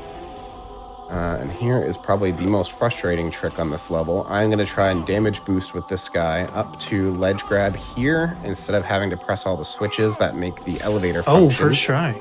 Oh, lately that has been not working very well, so I'm very happy to have gotten that first try. But it saves a lot of time. Not just for you, for me as well. Yeah, I feel like an update might have changed his pathing, but I don't know. Maybe it's just copium. Also, who found this? Yeah, exactly. Another meme in the Turok community. But yeah, a lot of this level has some narrow pathways with a lot of enemies that like to body block us. field down. I hate missing that shot, so that's really good that we got that one first try. And thanks to the good ammo management, I should have manipulated all the ammo spawners for the rest of the level that they're only going to spawn red shell ammo, which will make the rest of this part pretty easy as long as I don't mess up the force field generator section, which I have been messing that up lately. I heard ammo spawners, so I'm good to shoot a grenade now. So up in this little room here should be some more red shells. Perfect. I am Turok. Alright, so I have some extra life, but I still can't save because I don't have health, and we're going to continue to avoid health because the next room is pretty intense on hard mode. There's a lot of enemies that are going to be shooting us and doing a lot of damage. And also, we're going to use the Shredder here. I haven't really talked about why this is the best gun in the game yet, but this is the reason. It's a variant of the shotgun, and it shoots the same ammo. So right now we have the red explosive shells equipped. If we shoot straight down or straight up to the floor, to the ceiling, when we're in a room that has a flat floor or flat ceiling, the shot will bounce probably like anywhere from 16 to 20 times. And also in weird corners like that, it'll bounce. And each bounce will do full damage. So we can use that to kill a lot of tanky enemies and a lot of important items through the wall. And to give you an idea just how strong it is, this weapon is so broken that they nerfed it from the initial release, because it used to bounce off of enemies, but they changed it to only bounce off of anything that wasn't an enemy, and you could essentially just melt through a boss's health. It was pretty disgusting. Exactly, yeah. Even after the nerfs, though, it's still an incredibly strong weapon. And yeah, I've taken so much damage in this level since I did the last Bell Slide that picking up all those 10 healths does nothing for me. I'm so far into the negatives that I still don't come back to life. So And here's the coming up, bitrate tunnel. yes, this tunnel, the animations are brutal for bitrate, so hopefully the stream didn't lag there. A little coming pixelated, up- but it was fine. Yeah.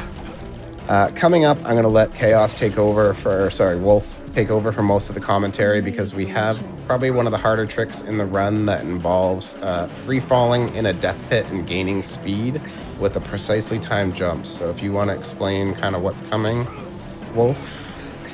Okay, so when you're in zombie mode and you fall into a death pit, because we've skipped the flag for respawn, which would normally either take you to a respawn point or kick you back to the main menu, what instead will happen is you will just continuously fall over and over, and the Kex engine, which is what this was ported on, really doesn't like the player to be out of bounds, so it does a really good job of forcing you back into place where you should be, and that builds up a ton of momentum very, very quickly, and we use that to our advantage to skip having to get a talisman called the Eye of Truth, which is basically just reveals invisible pathways.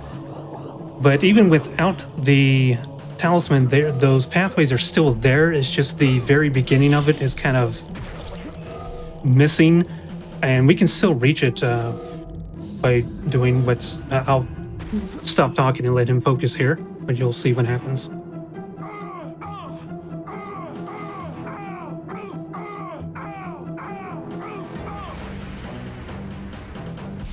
There we go. So, you fall into the pit. You don't jump into it because you need to preserve your jump. And as you're building up speed, you buffer it, and then when it returns you back up to the height of your fall, you will jump with all that applied speed, and you can jump across the gap. And what he did there is just another example of the game really not liking out of bounds. And so if you fall into a specific spot, it will sometimes push you up into a spot where we can go right back into bounds and leave the area. Yeah, I'm not quite sure how that one works because the point that it teleports you to isn't really close to where you were. So I wonder if there was some like weird testing platform or something that wasn't fully deleted, but it teleports you basically back to the beginning of the room, which will let you safely escape. Ammo grunt. And now that is the end of level 5. We are going to fill up on health and ammo. We do have an extra life, so we can save, and I'm going to do a save right at the beginning of this level. But we are going to enter level 2, River of Souls. I haven't really explained yet, but if you haven't noticed, we do the levels out of order. The second level, that green level that we did, was actually level 3. We do that so we can get this shredder early. Then we do level 5, which is the one that we were just on, because that's a really hard level in the run. And now we're doing level 2 because that's our only option left at this point. So this gimmick on this level involves a lot of switches that are tied to... oh, shoot. I got stuck on that enemy. Oh. I'm going to take this health. Yeah, the gimmick on this level is a lot of doors that open based on either killing enemies, I'm going to take this health too, or shooting switches. So a lot of the shots that I'm taking here to kill certain things are either in our way or to open doors or lower bridges. This is a very tricky part of the level though, because of those turrets that are constantly raining shots down on us. They actually can one-shot us, and I'm surprised that they didn't there. But I'm going to do another safety save as I enter this tunnel here. Because right at the end of this tunnel, there's going to be another 2 turrets that usually I can kill quickly with crouches like that. And I think I did. Yes. They only shot 1 shot each. They weren't near me. Yeah, what you're normally meant to ride the Styracosaurus. I think I'm pronouncing that right. It's a cousin to a Triceratops. And it turns out it's faster to just go on foot, and of course you run the risk of the mortars just obliterating your health. Exactly, yeah. A lot of people that played this game growing up probably remember this level for being able to ride that dinosaur. It's definitely the highlight of this game for me as a child. But yeah, the any percent category, all we really need to do to actually complete this category is we need to get the 6 boss keys that we would need to open the final boss. There's 1 in each level. They're the Primogen keys, those gray keys that we have been picking up in a few levels so far. Ah, shoot. We don't have the Breath of Life talisman, so this poison water does kill us, but if you time a water hop just right, we can actually survive it. Didn't manage my health all that great here, but that's good that he shot. So all we have to do is get the 6 Primogen keys, 1 in each level. But in order to open the levels, we do have to get the keys that are in each level to open the subsequent levels. And focus up for the next room. Yeah. Pause, champ. This is the most precise trick in the run. I barely ever hit it. Yeah, you can ledge grab onto that bridge. I can't even give it justice in an explanation as to how precise it is. The timing of your jump off the ledge plus wrapping around the corner with a very, very narrow pixel of ledge that you can grab onto this bridge here. It's so precise, but it is doable. And to give you some perspective, I've been running this off and on for 4 years. I just got that jump today for the first time ever. I've never gotten it. I've never gotten it in practice or run. It's harder than anything else we do in this game. And it doesn't really cost any time to go for. Right. It's literally right on the main path. It takes maybe 2 seconds if you miss it. But if you hit it, it saves 17 seconds or so. It's a pretty significant time save. Yeah, it's a low risk, high reward kind of thing. So this is actually another really unique strategy to this run. This gun is not good, but what it does do is shoots through walls, and it doesn't damage enemies when that happens, but it can trigger switches. So that lineup that I just did was a very specific lineup that I'm trying to shoot a switch much further ahead that's going to lower some ladders. It doesn't have an audio cue or a visual cue of it working that we can see from there. But what it does have is a message that pops up in the console. So you saw me open the console. Might be a bit controversial, but we think it's really cool and allow it because we're not interacting with the console. We're just looking for a message that's posted in the console saying that the door switch received the message that it has been shot. So that actually lowers these ladders here and allows us to sequence break a big chunk of the run here without having to go in a bunch of further water tunnels. It saves about 20 seconds, I think. Yeah, I'm going to do a safety save here because I'm trying to get really low health, and that's perfect because I'm about to do our next bell slide past this mission objective here and not bother fighting the Sister of Despair. I'm going to bell slide right past her and through the portal that brings us out.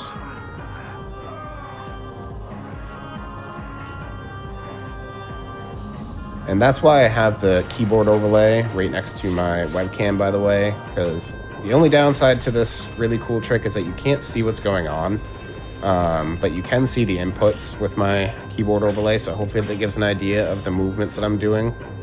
Following that bell slide, though, those enemies that are damaging us, they're zombies that are spawning in that area. They don't do much damage. They are throwing chunks of their guts at us, and they probably only do about 2 to 4 damage per hit. And on those pathways, there are some 10 healths right in your way that if you accidentally pick up, you will actually come back to life. You'll have like 4, 6, or 8 health, but you won't be able to do a safety save because we also don't have a life. So in order to be able to save, you need to have health and you need to have an extra life. If you're at 0, you can't save. So if you accidentally pick up some of those healths there, you're at risk of ruining the run. Because if you get health back and you die at 0 lives... you underflow, yep. Yep, you'll underflow to 255 lives. Something with computer coding, and 256 is an important number. I don't really understand it, but the game treats 0 lives like essentially 256. So it'd be really hard to get a game over if you have 255 lives, so we really try to avoid that. But for the rest of this run, now I'm only trying to get the final level 4 key, or the rest of this level, I should say. I'm trying to get the final level 4 key and the primaging key in this level to use to open the boss arena. You saw my screen flicker again there. I did another quick save, followed immediately by a quick load, because there are a couple doors that we're going to be walking into as they're opening, and again, doing that will remove the collision as the door opens so we can move through it while the animation's still happening. And that is the only eagle feather that we get in the entire run. Those are what we bring to some of the special portals and sacrifice them to unlock the talismans that give us special abilities. We're going to be unlocking the Leap of Faith talisman. It's the only cutscene, or one of the only 2 cutscenes that we can't skip in the game. The only break you get, though. Yeah. The only break in the run. So you'll actually see me unlocking that here in a sec in this portal here. That's the only break.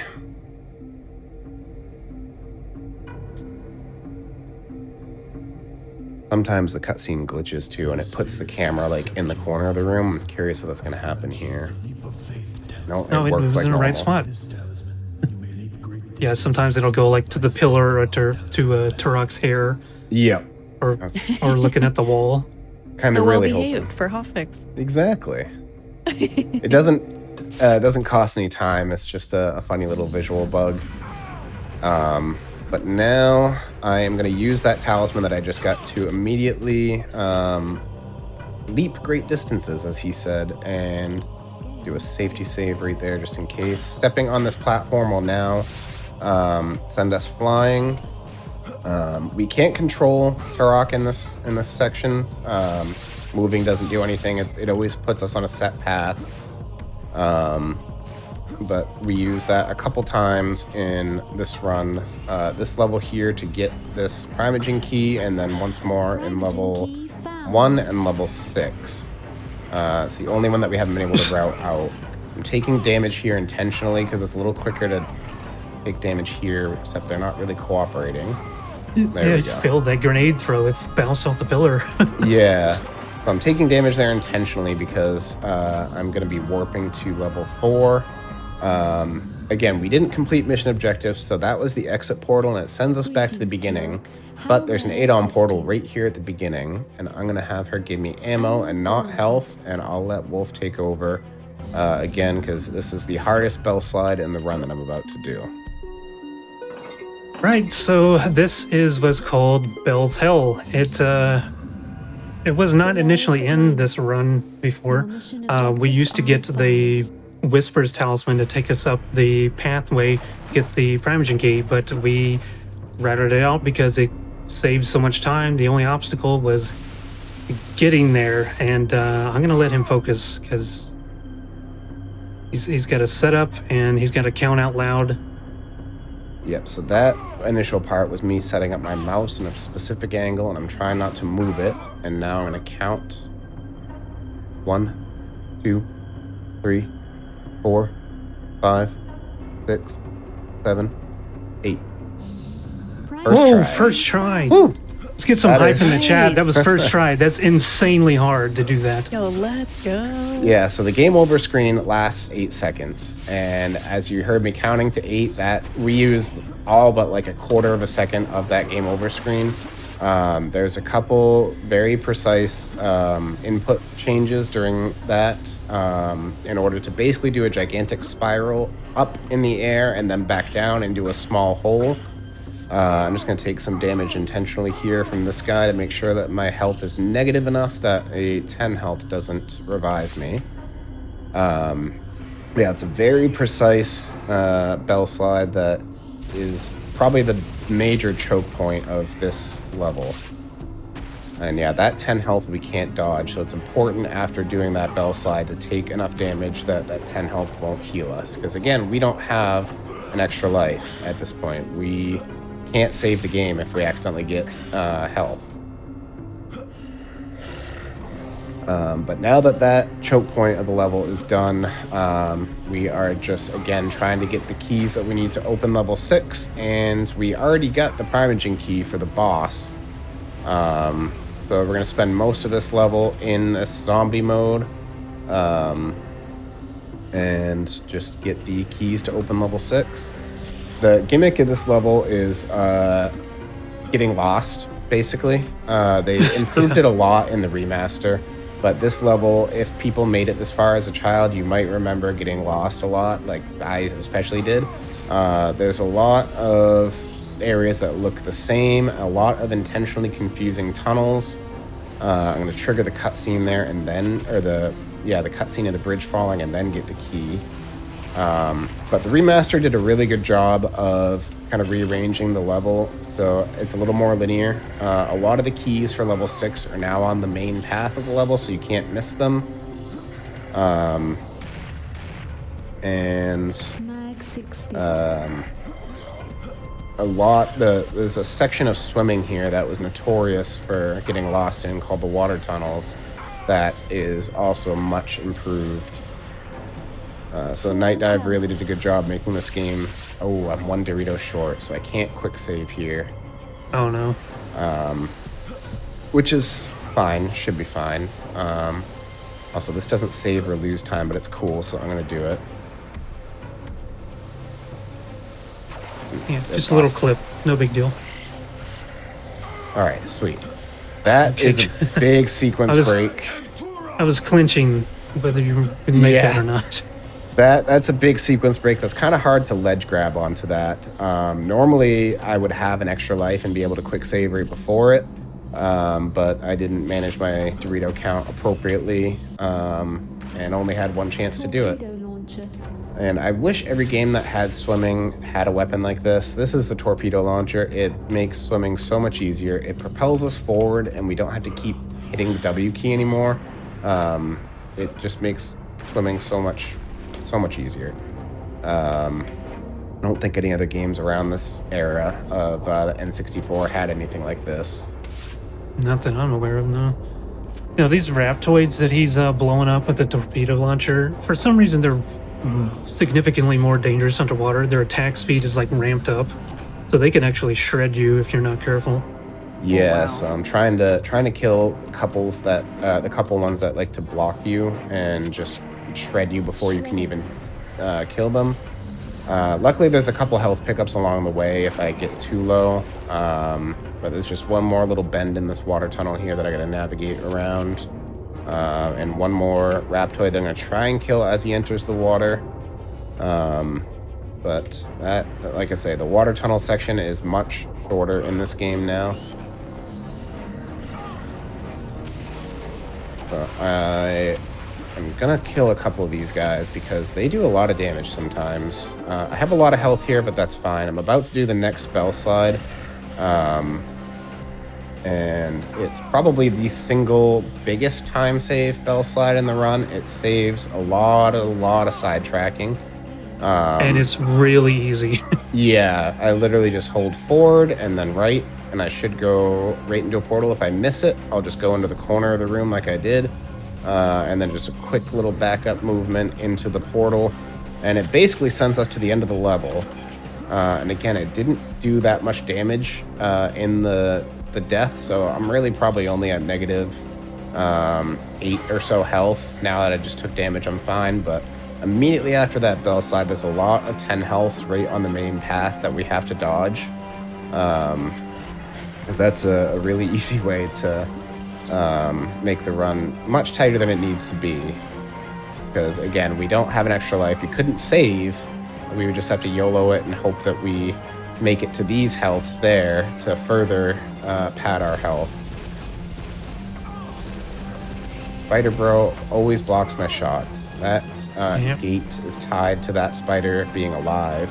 And there's another one that just likes to jump in the way and block my scorpion missile shots and make me have to shoot a second one. So that is the second level 6 key. Again, they're all kind of right on the main path. And that full health we can't dodge, and it's kind of fine anyway because we are going to start managing our health slowly over the rest of the run to set up for the next bell slide. I just saw a comment in the chat. It made me think of something. So that spider that we have to shoot, is that Turok 2's Bonnie Tyler? Because he's holding out for a hero to block the shot. True. Very true. Yep. In Turok 1 speedrunning, we had a particular enemy. We referred to them as Bonnie Tyler because it was a gatekeeper that we had to kill. And there's occasionally a hero would jump in and take the shot. I always wonder what that was from. That makes sense, yeah. Alright, so here's the final level 6 key, and right after this is the end of the level portal that we're going to be using to go right back to the beginning. Oops, I missed that guy. But we're not going to warp to the hub. We actually, we're missing one key for the Primogen boss so far, and that is back in level 1. Now that we've gotten the Leap of Faith talisman from level 2, we can get that. We've just routed it into this particular spot of the run so we can get some free spicy Doritos that'll give us the extra life that we need to do our next bell side, because there's not much for Doritos in that previous level. So we put the backtracking here because there's a whole bunch of Doritos on this path.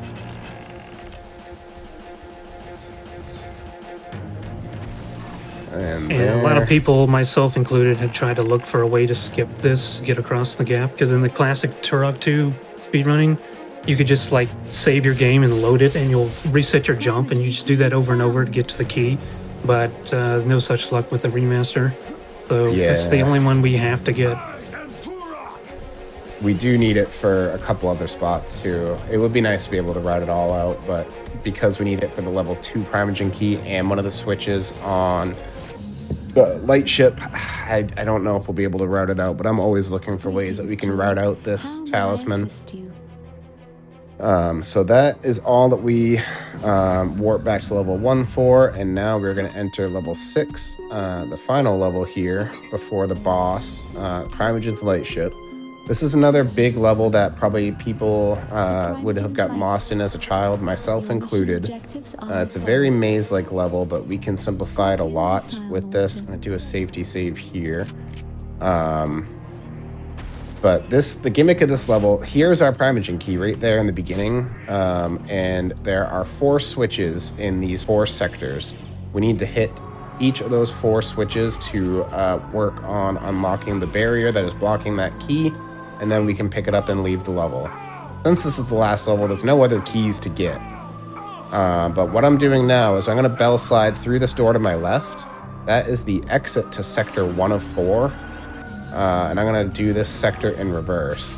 And I'm actually going to turn it over to Wolf here because this is a tight spot. Well, I'm wondering, how is that laser thing so quiet in your game? It's like the loudest thing ever for me. I don't know. Yeah, I have my audio. The highest audio slider is the music. So maybe that's it. But this is the end of sector 1 here. And behind that door, so I'm going to move to the right first, is the switch for sector 1's. There we go. The switch for sector 1's switch for the Primogen key that you saw in the beginning. The bell slide. Yeah, go ahead. Go ahead. The bell slide he just did. I don't know if you feel the same way about it, Riff, but I would say it's probably the second hardest in the whole run after Bell's Hill. Absolutely. The timing is just incredibly tight. Yeah, very tight timing, and you need your mouse to be perfectly straight, otherwise you'll go crooked in that hallway and get stuck. But what I did was I opened that door. The only way it opens is if you're on the other side of that door. So by bell sliding through the door, that opens it, and then we can go back through a big C-shaped hallway and into an Adon portal.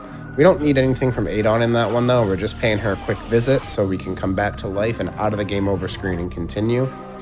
And then we move right on to Sector 2 here. Fair warning, one of these doors is very loud, coming up right now. That was it. The animation for that door opening plays multiple times over itself. There's one later on. I don't think it does it in your game, but it's incredibly loud in mine. It usually does. I know what one you're talking about. Yeah, I was going to warn for that one too. I call it the door of 1,000 openings. Exactly, yeah.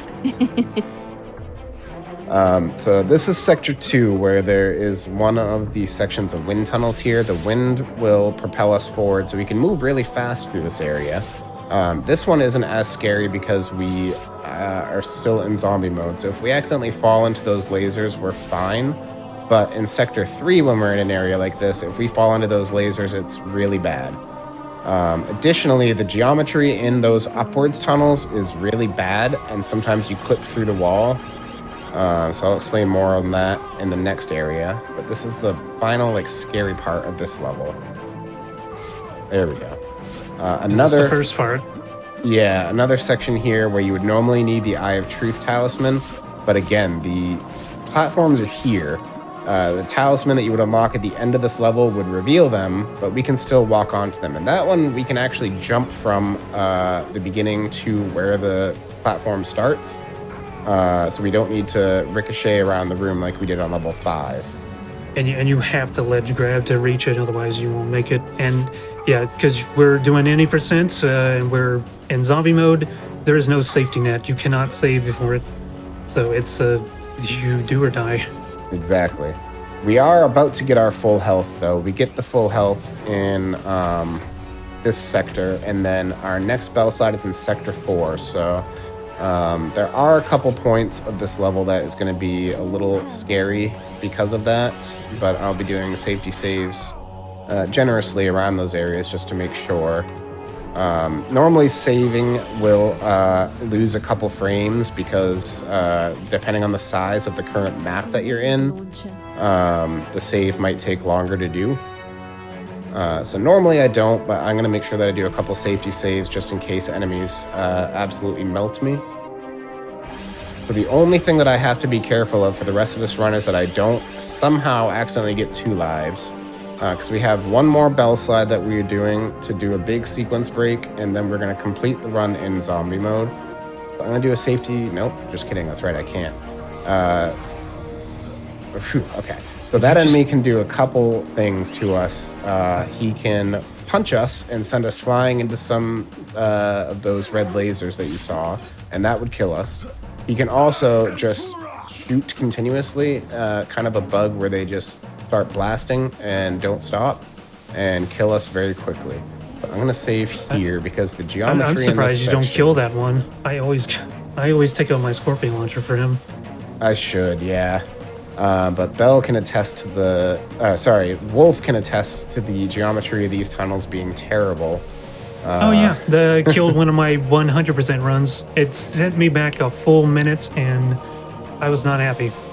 Ever Yeah. since then, I've been quick saving right in that tunnel.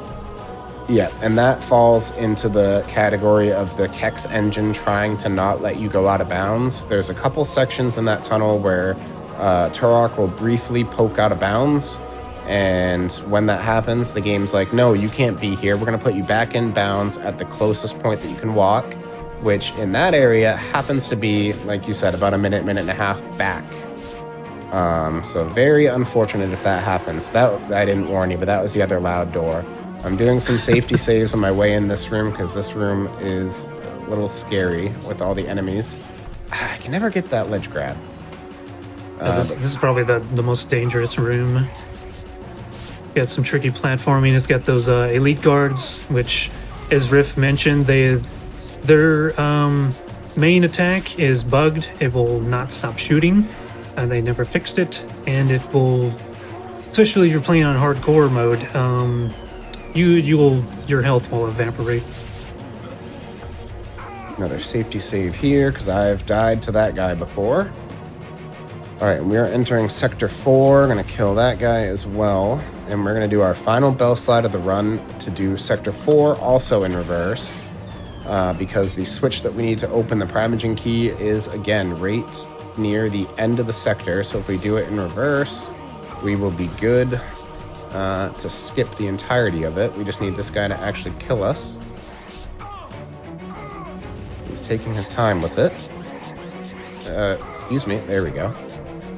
He didn't cooperate. For some reason, their melee does not do any damage to the player. But that's another And very there's- easy bell slide, too. That is hard to mess up unless that enemy kind of pushes your dead body. Yeah, and that was the last bell slide, and the run's pretty much free from here. You make it to this point, pat yourself on the back, because Yeah. the final boss fight, otherwise from a new optimization that we do, it's 100% consistent. Yeah, so we're going to swim through this tunnel. Again, we are in zombie mode, so we don't need the Breath of Life talisman.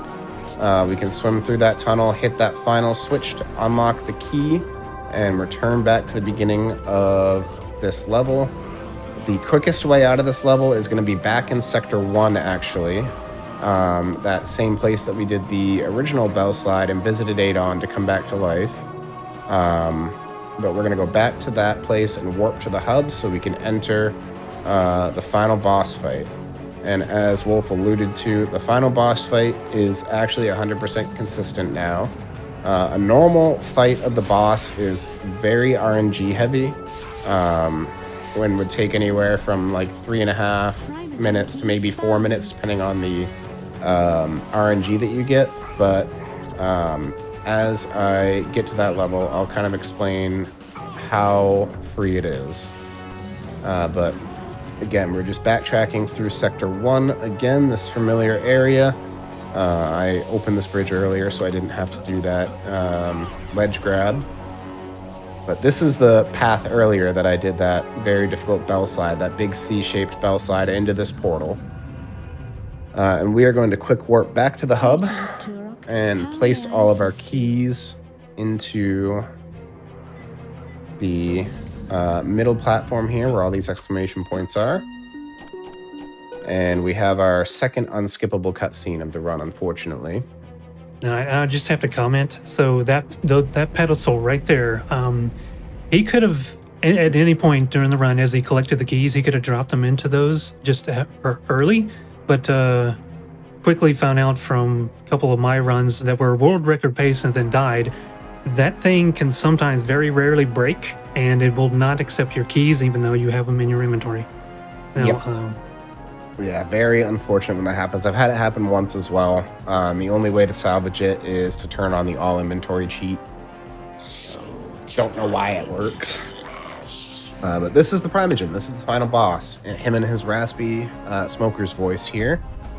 I think you'll find I'm well prepared. He So is- there is 3 platforms that are out of bounds.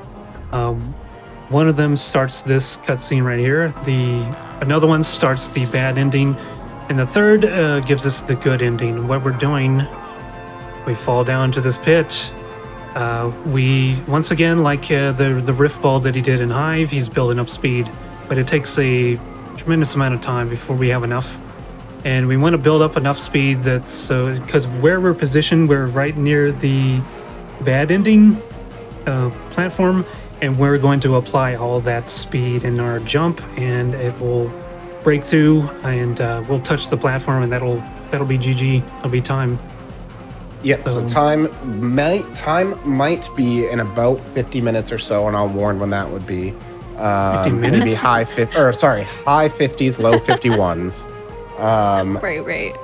But might be around that. Worst case, it is 100% consistent at 2.5 minutes, but we can sometimes get it early at about 2 minutes 11 seconds of this falling.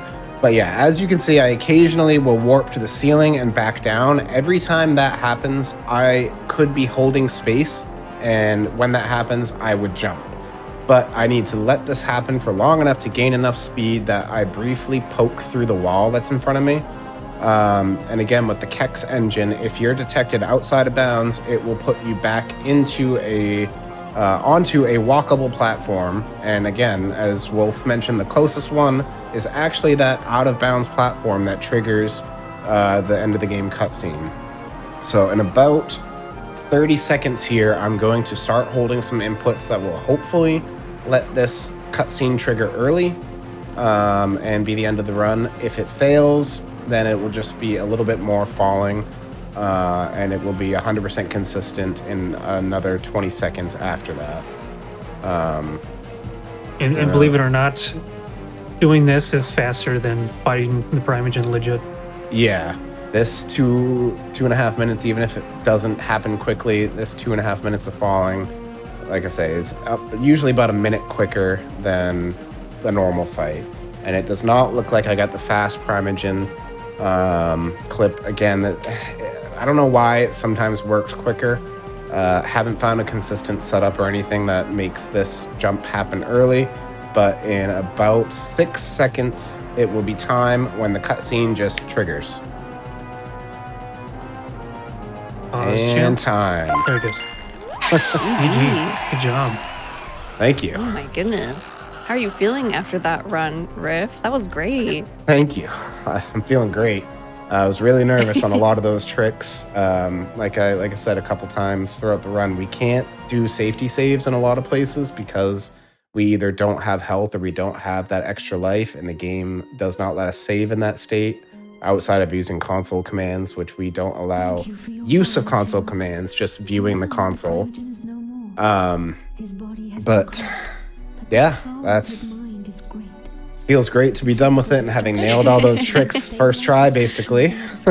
Oh my gosh, it was a very impressive run, and I really appreciate the both of you going into such detail with these explanations. I don't have any words. That was amazing. Do you have any shout outs, comments, Riff? Yeah, the obvious shout out here definitely goes to Wolf. Thank you so much for being in here and giving some commentary along with me. It helped take a lot of pressure off of explaining some of the hard tricks and just keep the flow going. So thank you, Wolf. Thank you to you, Smooth Operative, for having me. This has been amazing to showcase this in an event like this. And thank you to the Turok speedrunning community. We do have a Discord. If you go to speedrun.com/T2R, there's a link to the speedrunning Discord if you're interested in learning this run or learning any of the other categories. Hopefully we have shown to be a very welcoming and very explanative community that is really willing to teach the run and have some new runners in. But yeah, hoping to see more runners in this game. That's about all I have. All right. Well, thank you again, Riff, Chaos. I appreciate you both being here. I'll post a link to both of the Twitch channels in the GDQ chat. So if you did enjoy the run, make sure you follow Rafampin here on Twitch as well as Chaos Wolf. But we are going to take a quick break before we set up for the last game of the evening. But if you are watching this on YouTube from the future, be sure to press the like button on the video, subscribe to the channel if you haven't already, and check us out at twitch.tv/gamesdonequick if you're interested in watching our shows live. We will be right back with a speedrun of Wild 9, so stay tuned.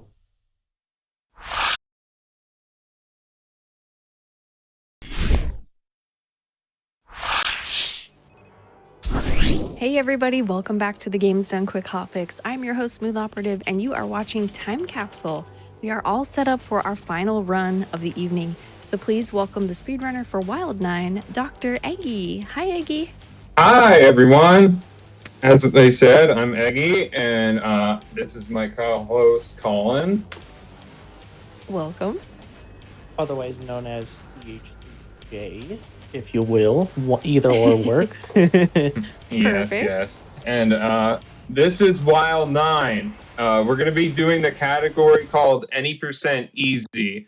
There's two difficulties. There's easy, there's hard, and hard, you die a lot more easily. And I'll explain why easy is faster once we get a little bit into the game. But I'm going to go ahead and get us started. And I guess the time will start when I'm done counting down, if you are ready.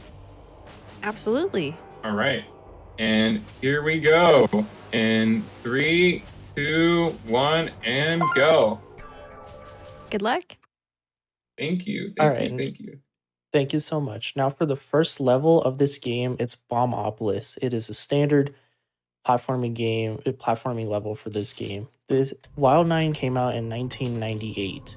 It was a late 90s 2D platformer for the PlayStation 1 and was supposed to come out on the Dreamcast, but that fell through. Now, Wild 9 is famous for having a very, very shaky development. They cut a lot of characters out of the final game, and a lot of levels were changed right at the very end. Now, one of the major skips that Dr. Iggy is going to be doing is checkpoint skipping. If you hit those blue rings, you have to sit through a cutscene. It's not that very long, but they do add up really quick.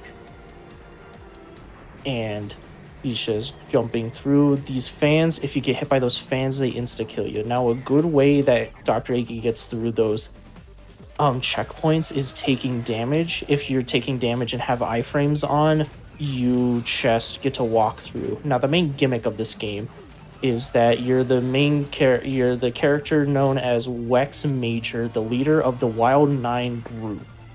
And your weapon of choice is known as the rig. What the rig does allows you to pick up objects that are a lot heavier, that are very heavy, that you normally cannot pick up, and just throw them around. The main gimmick of this game is that the tagline is to torture your enemies. So you get to mess with your enemies and like throw them in meat grinders right there, or use them as spikes, like throw them on spikes and jump on them so you don't have to get hurt, stuff like that. But the main way you'll be dispatching of enemies is by slamming them on the ground. Now in this easy percent run, you don't really do it too much. Now right here is one of the puzzle stops where you have to stop and use an enemy to just get past this puzzle. It's not very hard. You have to throw 3 enemies into the grinder and it grinds them up and then breaks. Now this is where the tagline torture your enemies comes in, because you can hear them scream. And Oh no. Yeah. But don't worry, they are. Yeah, they're robots. Now these enemies were That's pretty unfortunate. I missed the missile, so I have to take the long way. Yeah, don't It's worry. not That that gives us big of a time to deal. explain that. So those little green guys are actually called little green men. They're an alien creature that do contact damage, but instantly die when they touch you.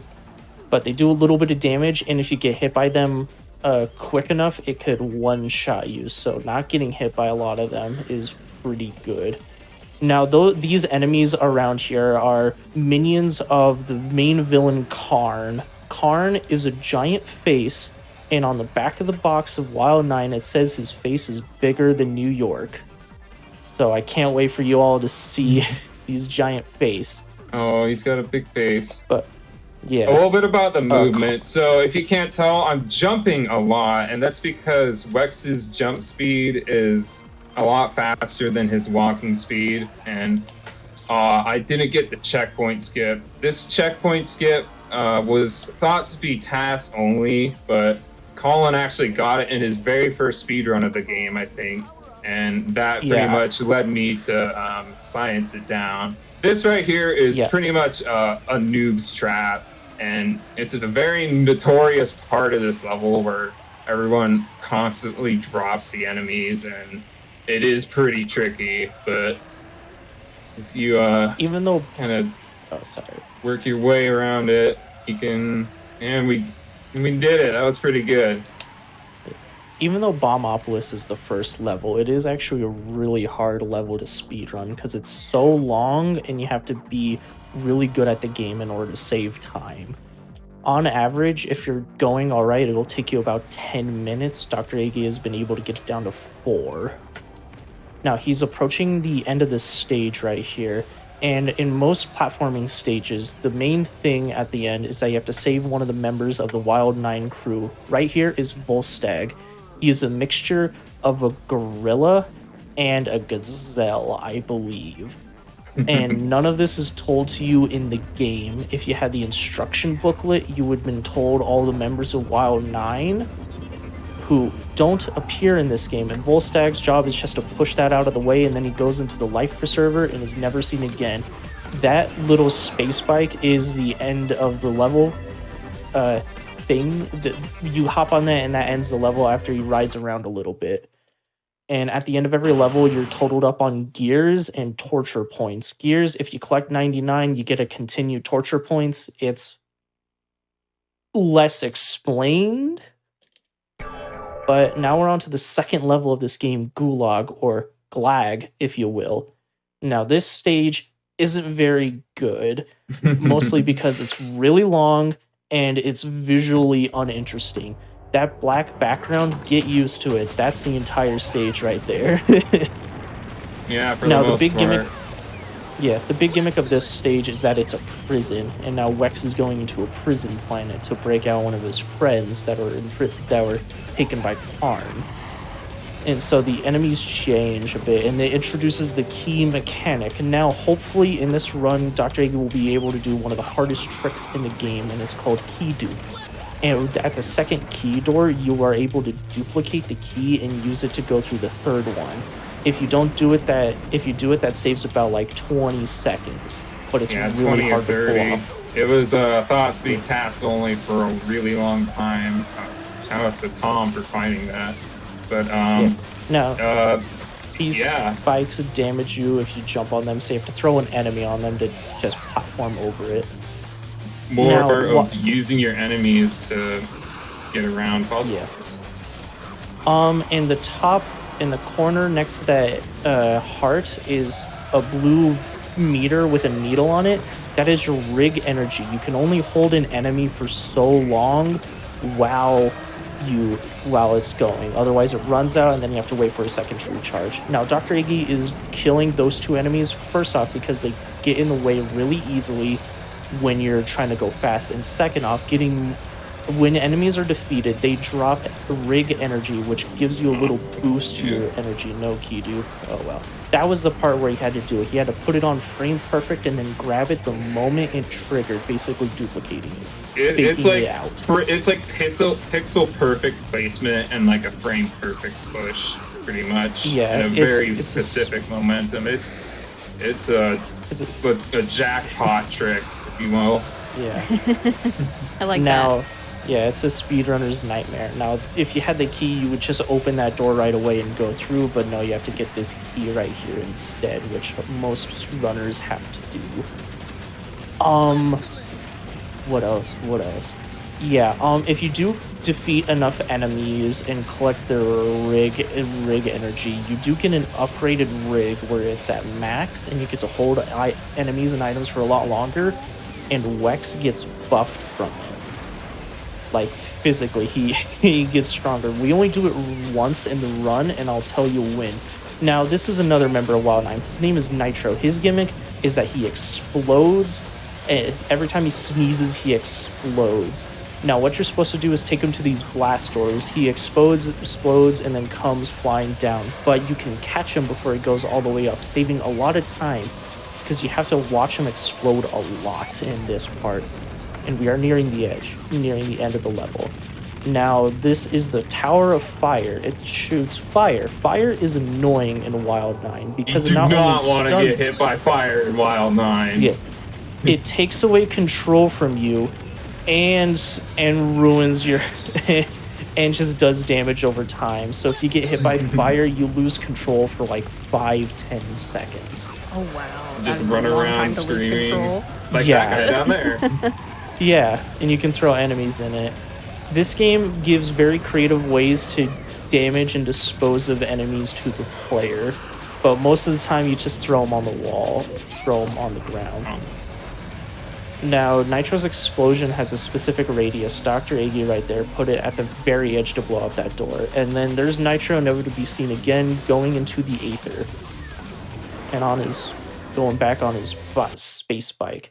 Now, at the start of every platforming stage, Wex crashes his space bike and gets a new one. I don't know where he gets each one from. I never thought of that. He just kind of gets new ones out of nowhere.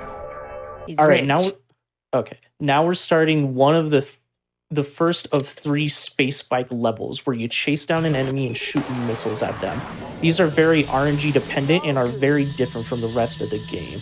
Now, and they get faster and faster with each one. This one has obstacles, which luckily it's fire, but luckily you do not lose control of your character. You just get some damage and Wex screams for a bit. And ooh, he did that really quick. This level is notorious for like being super RNG because those missiles spawn in random locations, and it's also kind of hard to hit the enemy with them. But as more space bike levels show up, it gets harder and harder. This is All where right, now things get fun. Yeah. This is the first major skip of the run, like actual true skip. Craterscape notoriously takes around 9 minutes. With this skip, it takes it down to what, like 4 or 5?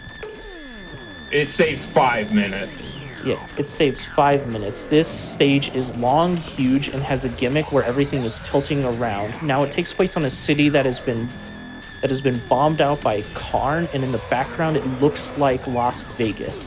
Now, this is an enemy.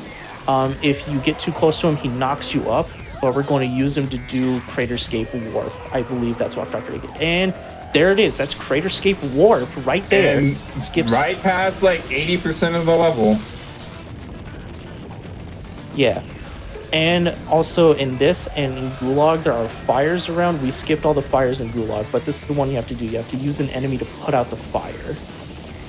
But with Craterscape Warp, as I think Dr. Iggy calls it, you just skip over half the level and skip the first encounter with the mini-boss. There's a mini-boss you fight a few times in this stage, and you just skip the first fight. It doesn't exist, because he warped. But yeah, the background of the city is pretty cool. The stage music is also really sweet. And also, since it's still an active war zone, there's still Karn bots that are automated to shoot on sight still floating around, and you have to use an enemy to trick them into gunning them down so you get away safely. Yeah, Nice, I got that checkpoint skip. Yeah, those enemies, if you go up to them normally, they just smack you up and you fly down after like a few seconds. All right, now we're on to the mini boss of this stage, a giant robot with a spike, the Iron Giant as he's called, but not friendly. This is where I drink my water. He's kind of an auto scroller at this point. Yeah. He just does this same thing over and over. He shoots a few times and then shoots out a dud. And what you do is you pick up the dud and yeah, he smacks down onto it. You do that a few times over and over. It's basically an auto scroller. This boss takes up like 3 minutes of the level, maybe. Yeah, he is the majority of this stage, and we skipped one of the encounters. That's why he's missing an arm. If we had to go through this stage normally, we would have fought him before and taken one of his arms. And it used to be Luckily, RNG because it would be random which arm he swung with, and it would be faster if he swung his like left arm all 3 times, but he could just swing his left arm, then his right arm, and it would like take an extra phase depending on how many times he swapped arms, and it was just Now he's a really, really bad. It Alright, we was just so blown much off. time. Alright, we just blown off one of his arms, defeating his second phase. But luckily for us, he comes right back and we get to fight him for the third and final time. Now this phase is when it gets really easy, so the reason why Dr. Iggy is standing in that corner, if you go in that corner specifically, for some reason he doesn't swing his head at you. I do not know why. So we get to skip the swing phase and he goes a lot faster. So in this phase, instead of trying to smack you down, he has a bad breath attack that he tries to breathe at you. So you have to give him these bombs to cure his halitosis. It's a little breath mint. And he since he doesn't have arms anymore, he needs help with it. So he's like, "Oh, can you give me a breath mint, Wex? Oh, thank you." And you do this 3 more times, and then he gives you a special reward at the end. So he has to do it 1 more time. Give him 1 more breath mint. Here's bad breath. He's going to be A-okay. He's going to go on his date and be perfect. Oh no, I don't think he's going on a date anymore. So for curing his bad breath, he gives you his head so you can get out of the stage. We're basically at the end of Craterscape right now. Wow, that was a lot. Yeah, some of these bosses can take a long time. Yeah. Okay, so now we have met another member of Wild 9. Wild 9? His name is Pockets. He has interdimensional hammer space pockets that holds everything. And right now he's giving Wex a gun, which just allows you to mow through all these enemies without a second thought. It is a nice reward after a long and hard platforming stage that we definitely did. Alright, and that's Craterscape. And the next Very level, nicely done. that was that was nicely done. That was a pretty nice segment actually. The next level is a falling level, and these are another unique, different kind of level. And depending on if I can get this cycle here or not, will save a lot of time. But you can go ahead and explain how they work. Sorry. There are 2 falling levels within Wild 9. This is the first one. Now, the reason why you're falling is because there is a cheap interplanetary way of traveling. All the planets are connected by a series of tubes. You can see the tubes in Outpost Annam while you're fighting that space biker. And so you just skydive from one tube to the other and just use a parachute. Now, Karn has taken over these tubes, so Wex is fighting an agent of Karn over the parachute. And these falling sections are divided into 2, fighting and obstacle course. Now, with fighting, it's just easy. You just get him in that loop right there. But at the start of the stage, it was an obstacle course where you can hop on his back and just ram him into objects, or otherwise you just avoid them. But if he looks like he's going to get first combat loop, no, he got away. I still killed him. That was still good enough. Yeah, he still got him. Now those health power-ups that are flowing through the level, the enemies can pick those up. It is very rare, but they can grab it, and it is incredibly annoying when they do. Oh yeah, that's a nightmare. You have to slam him so many more times. Yep, and now we're doing the second space bike stage. Now we're going to Quagmire Run. Now, this opponent is a bounty hunter that's going to alert an outpost about Wex's presence. Okay, Dr. Iggy just got some insane luck right now. There are a different type of missile in this. It's a homing missile. It does a lot of damage. They are very rare, and you don't have to aim it. They are so good to use, and him getting it that early is really great.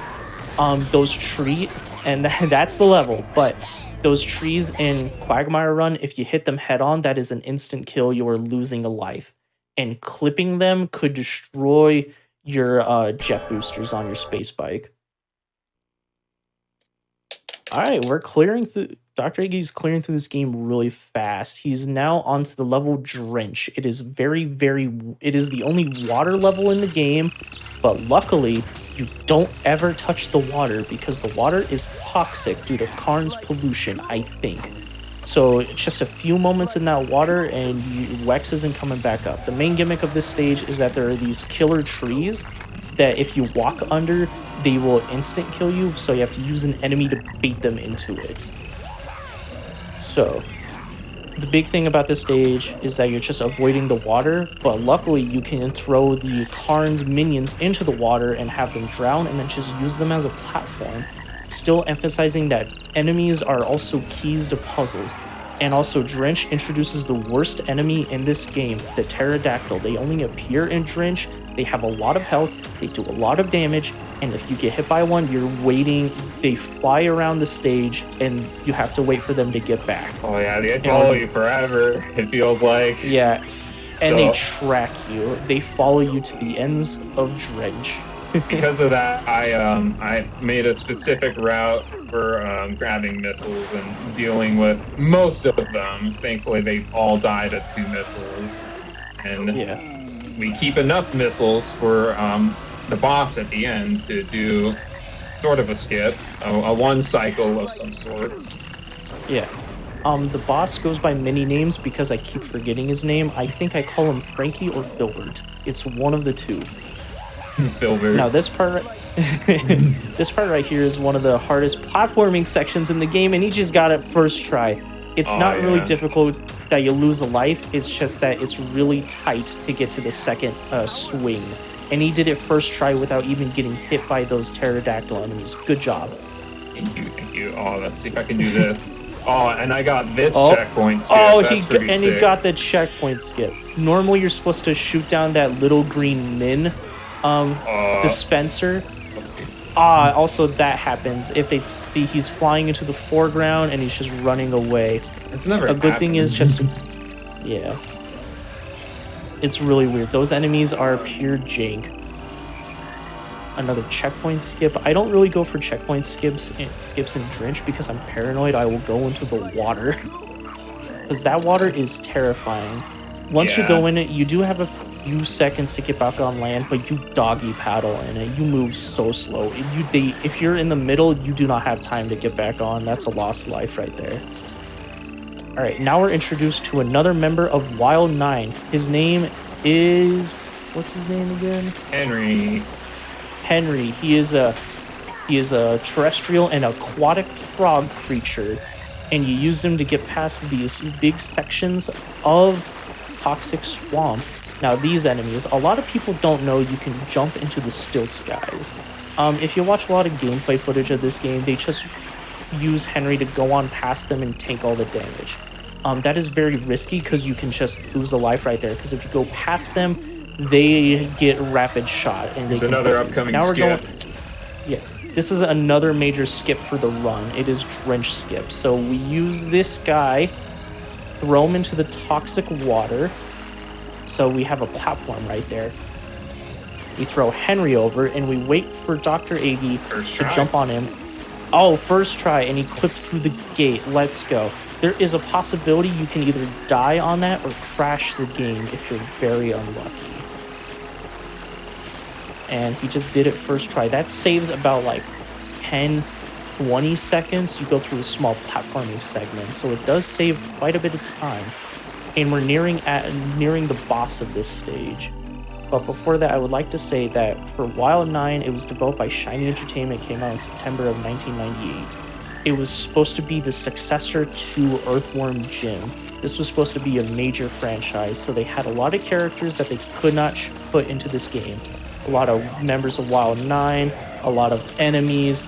Filbert or Frankie is one of those enemies that made it in, and Dr. Iggy is luring him away because you can knock him off those stilts, and if you do, he does break through those wooden planks and start to swim around. It just takes a lot longer to defeat this boss if he's swimming around, so he's just going to shoot him with missiles, keeping him in the corner until he dies.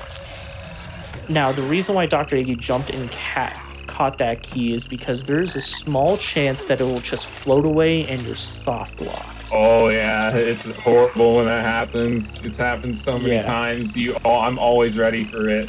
I always catch it. It is a certified run Oh. killer. I should explain right there. I actually just golded Drench, by the way. I should just point that out. Oh, nice. But there's RNG at the end of every single platforming level with the space spike. It can either take off in 1, 2, or 3 chokes. Well, it's called a choke start, and I just got a 1 choke start right there. So I pretty much immediately took off. So that saves like about 3 seconds. Okay, now we're going on to one of the weirdest stages of Wild 9, Beast Engine. The reason why it's weird is because it's like you're inside of a living organism right here. The ground squelches and it's really weird, and everything's pulsing and flesh-like.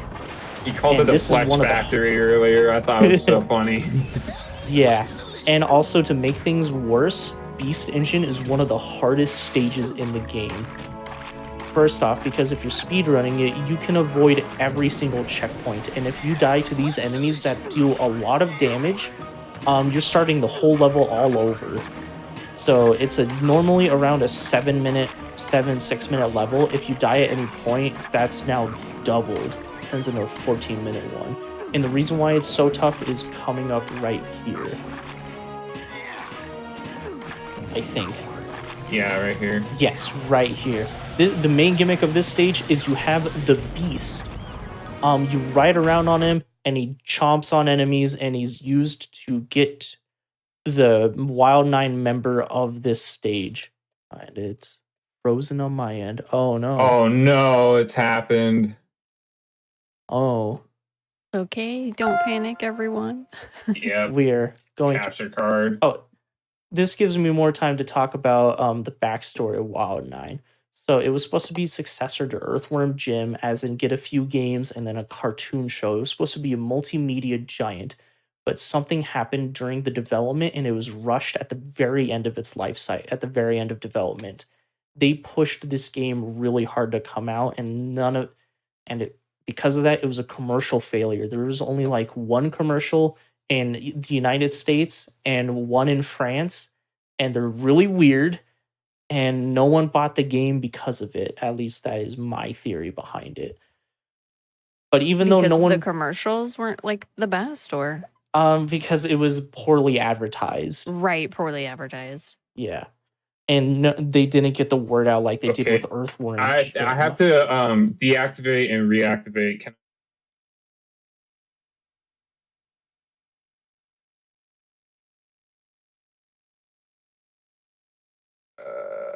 And even though this, unlike most rare games that didn't sell that well, on eBay, this game is really cheap, which is a huge outlier. Because most games that sold poorly, they have very little copies in existence, and they go for a lot. Not Wild 9. No one cares about this game.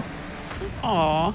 Yeah, it's It is pretty unfortunate. It's kind of but I've been doing my best to try and create some sort of community, because I've seen lots of comments and videos, and there are people that do remember this game and played it as a kid and remembered it fondly. But a lot of people just forget what the game is called, and they just end up trying to find it, and they never find it. Okay, with that electric gate, what Dr. Iggy did right there is one of the few tech I have put towards this game. I call it electric gate skip. Dr. Iggy did not know, and no other speedrunner knew, that you can just brute force your way through that electric gate. So it's called EGS for short. Now, the main reason why this stage is so hard is because of the beast.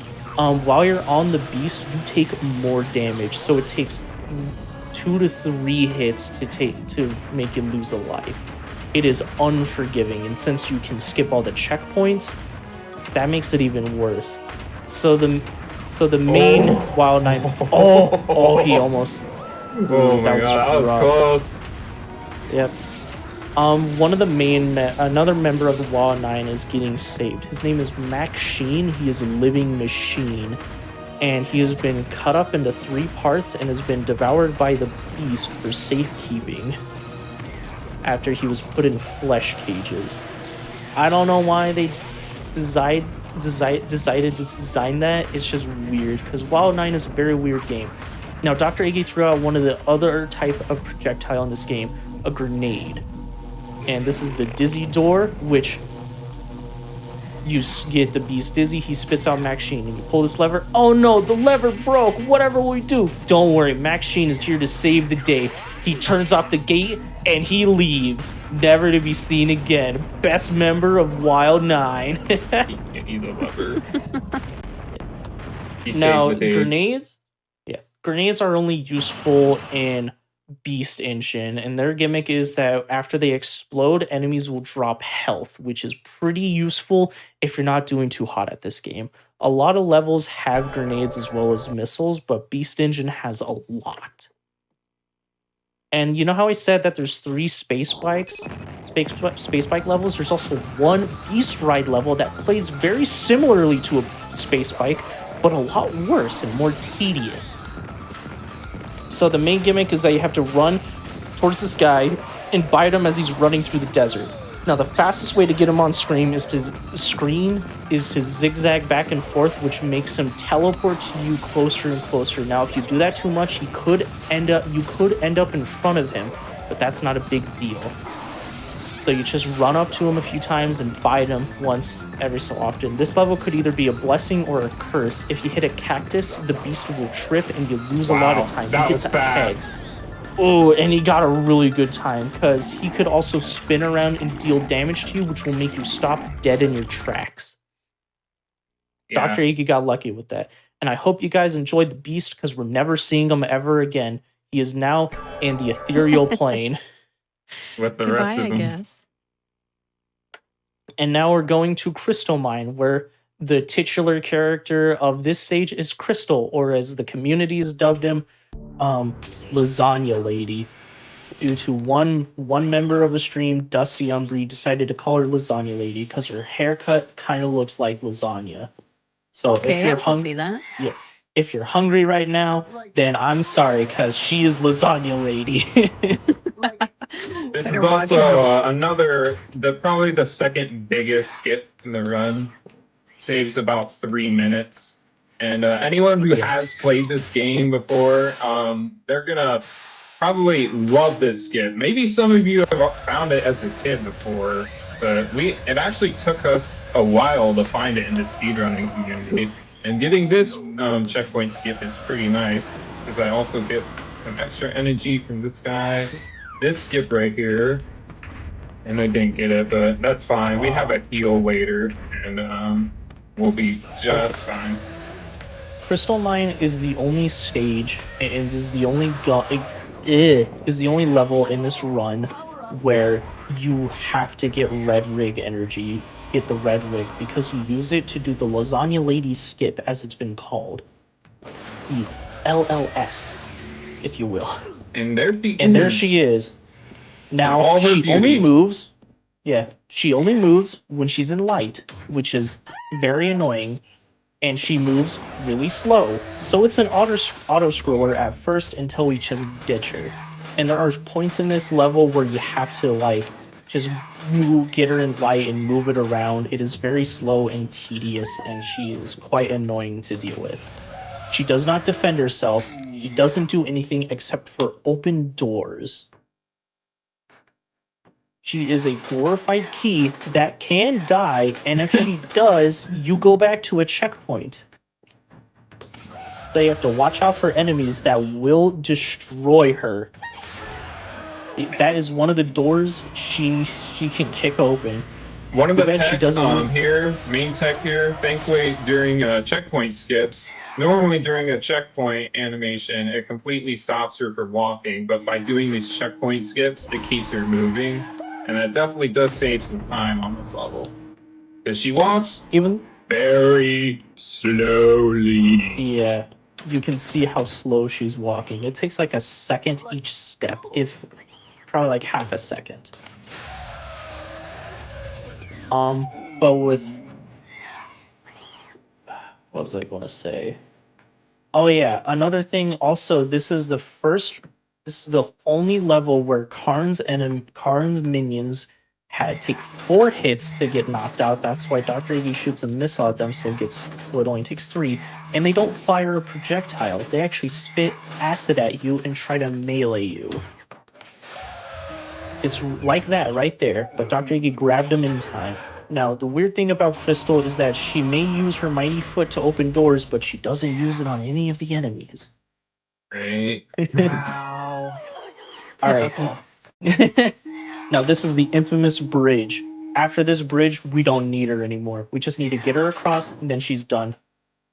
I hope you like lasagna, because unfortunately, this one has gone bad, and we have to throw it away. It's been sitting out for too long. It's been 5 days since you made it, and you forgot to put it in the fridge. 5 days. So yeah, you just left it there like, I'll put it in the fridge later, but keep forgetting. And now we don't need her anymore.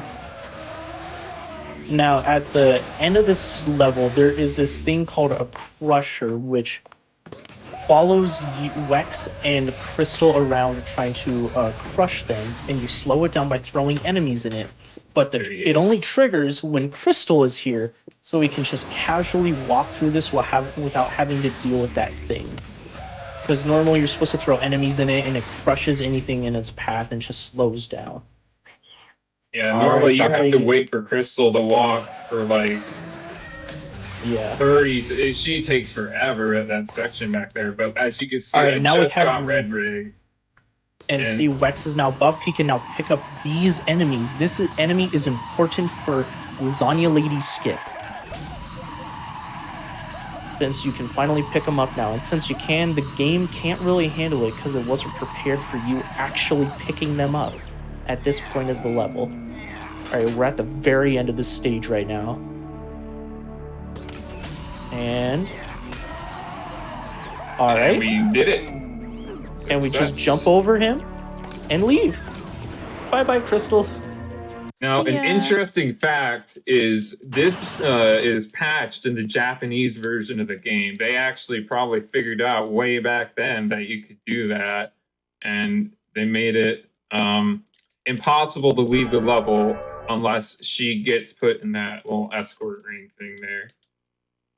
And Alright, now we're at the second and final falling stage. It is harder than the first one and is a lot longer.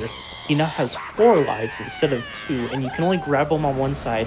You know that propeller guy from the first level? He's back, and we get to throw him around.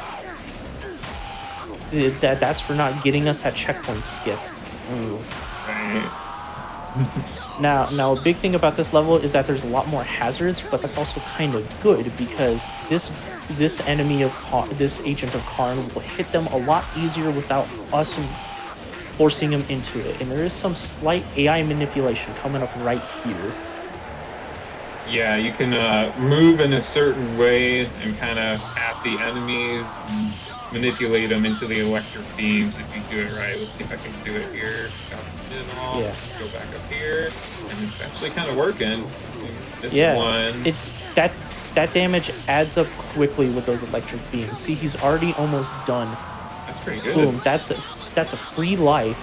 Let's see if Dr. Iggy can one-cycle this. Because the cool thing about this level is if you don't one-cycle it, there are cool obstacles, otherwise known as advertisements and billboards that you can run into.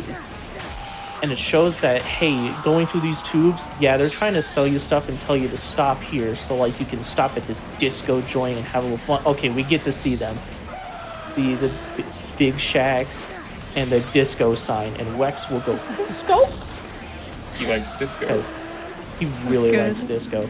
If you idle long enough, he will start doing a disco dance. These every time you pass controls it. are a little bad on these Yeah, stages, they're a little especially bit during the slippery. diving parts. But they actually patched that in the Japanese version. But I kind of like that we were able to show this part off because it's really cool. Now we got his parachute and we don't have to deal with falling sections anymore. But right after this, we're going on to the last space bike segment. We're actually getting very close to the end of the game. Yeah, it's been breezing by. You've been doing Yeah. great, Eggy. Oh, thank you.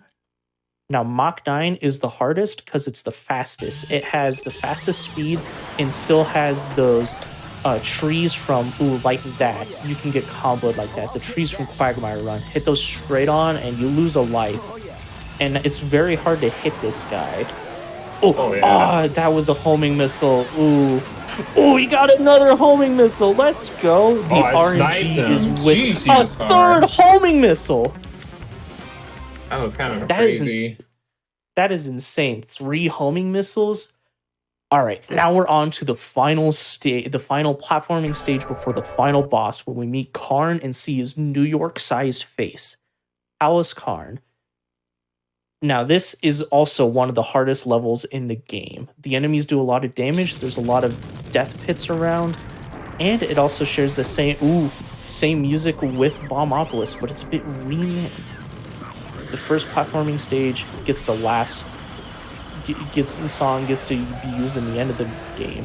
Now with these enemies here, depending on where Wex is positioned, they will determine which missile type they use. If you're standing right in front of them, they will shoot a missile with a gas trail on it that will damage you, so you have to wait a while. But if they're on a higher elevation, they will shoot an arcing three missile attack, as you saw before.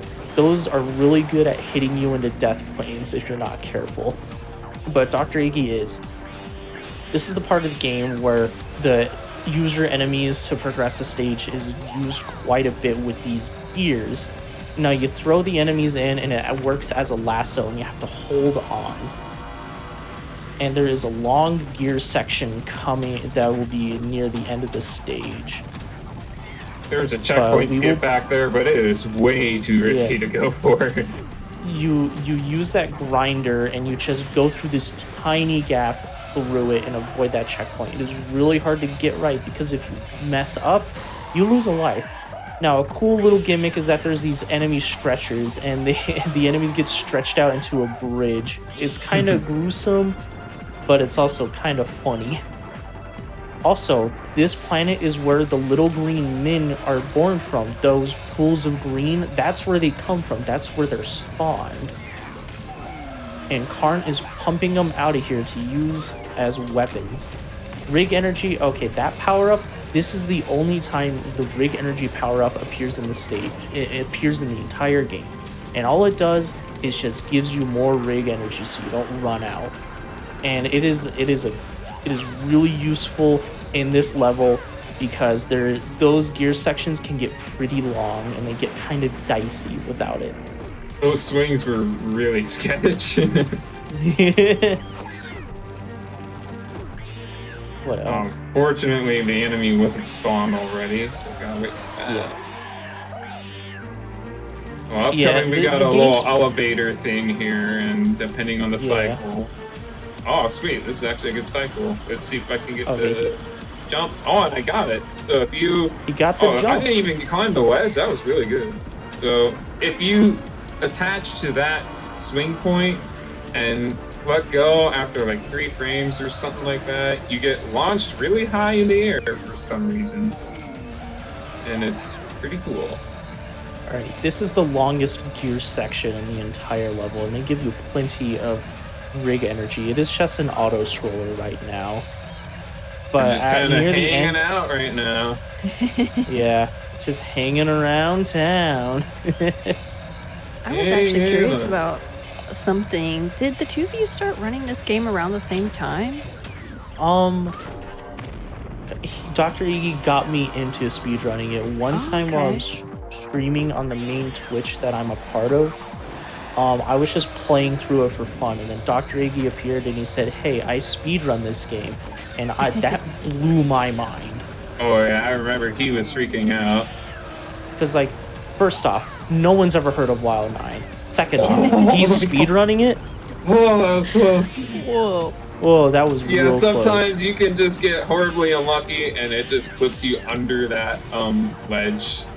And you have to go all the way back and grab another enemy. But thankfully, that did not happen, and we continue. Oh, I completely forgot to mention this entire run. those little tutorial bubbles, those are given by another member of the Wild 9 crew. He is with Wex at all time and appears in almost every single level art. His name is Angus, but it's spelled with a silent B. There's a secret one up if nobody knew about that. All right, now we're at the boss of this level. He is a large green man, or LGM for short, just like the little green man. He is big and he shoots little green men at you, which you can use to damage him. And after he shoots a few, he gets smaller and smaller, and then you can pick him up and slam him around like that. Once you figure him out, it's possible to one-cycle him, actually, but it's a little bit tricky because he doesn't actually get hurt by them all the time. It is pretty difficult. There we go. Now this game's defeated. Large green man. Now he's gone. He's no longer with us, and we're at the final boss of this game, Karn. He's been hyped up the whole game. You saw his face everywhere. You saw his influence. He conquered the galaxy, and he wants that rig. He has a giant face the size of New York. And he gets his own dedicated level, Wex versus Karn. And there's Angus spelled with a B right there. Funny thing about it, it's an auto-scroller, and it's RNG based. Yes, there's 3 attacks that Karn does. This is one of them right here, the laser eyes. And unfortunately, it's one of the slow attacks. Now there's 2 slow attacks and 1 fast attack. The fast attack is the stomp. It only takes 8 seconds, and the laser eyes and the little green men cannon, they both take 29 seconds. So depending on how many stomps you get or don't get, you could lose up to like 2 minutes. And I recently got a new world record with 8 stomps, and that's definitely the most stomps I've ever had in a run. And the least you can get, I think I've gotten, is 4, and you can just see the time difference. Like add up 30 seconds, another. It's kind of crazy. But this boss takes forever. He's not even that difficult. He is just pure RNG. Because he does 3 attacks. On hard difficulty, he's actually kind of scary. Because you can only take 4 hits. Let's see if he'll do the stop. No, he doesn't. So he does 3 attacks and then opens himself up for being attacked. And then you do this about 6 times. And then he's defeated. Now the person he's holding, that's Boomer McTwist, the final member of the Wild 9 crew in this game. And she has never been introduced, never been mentioned, and only appears in this level. Yeah, there's supposed to be a great, there's a lot of characters developed, so much, if you're a fan of Lost Media, there's a treasure trove of stuff for this game that was just content, just so much of it cut. Yeah.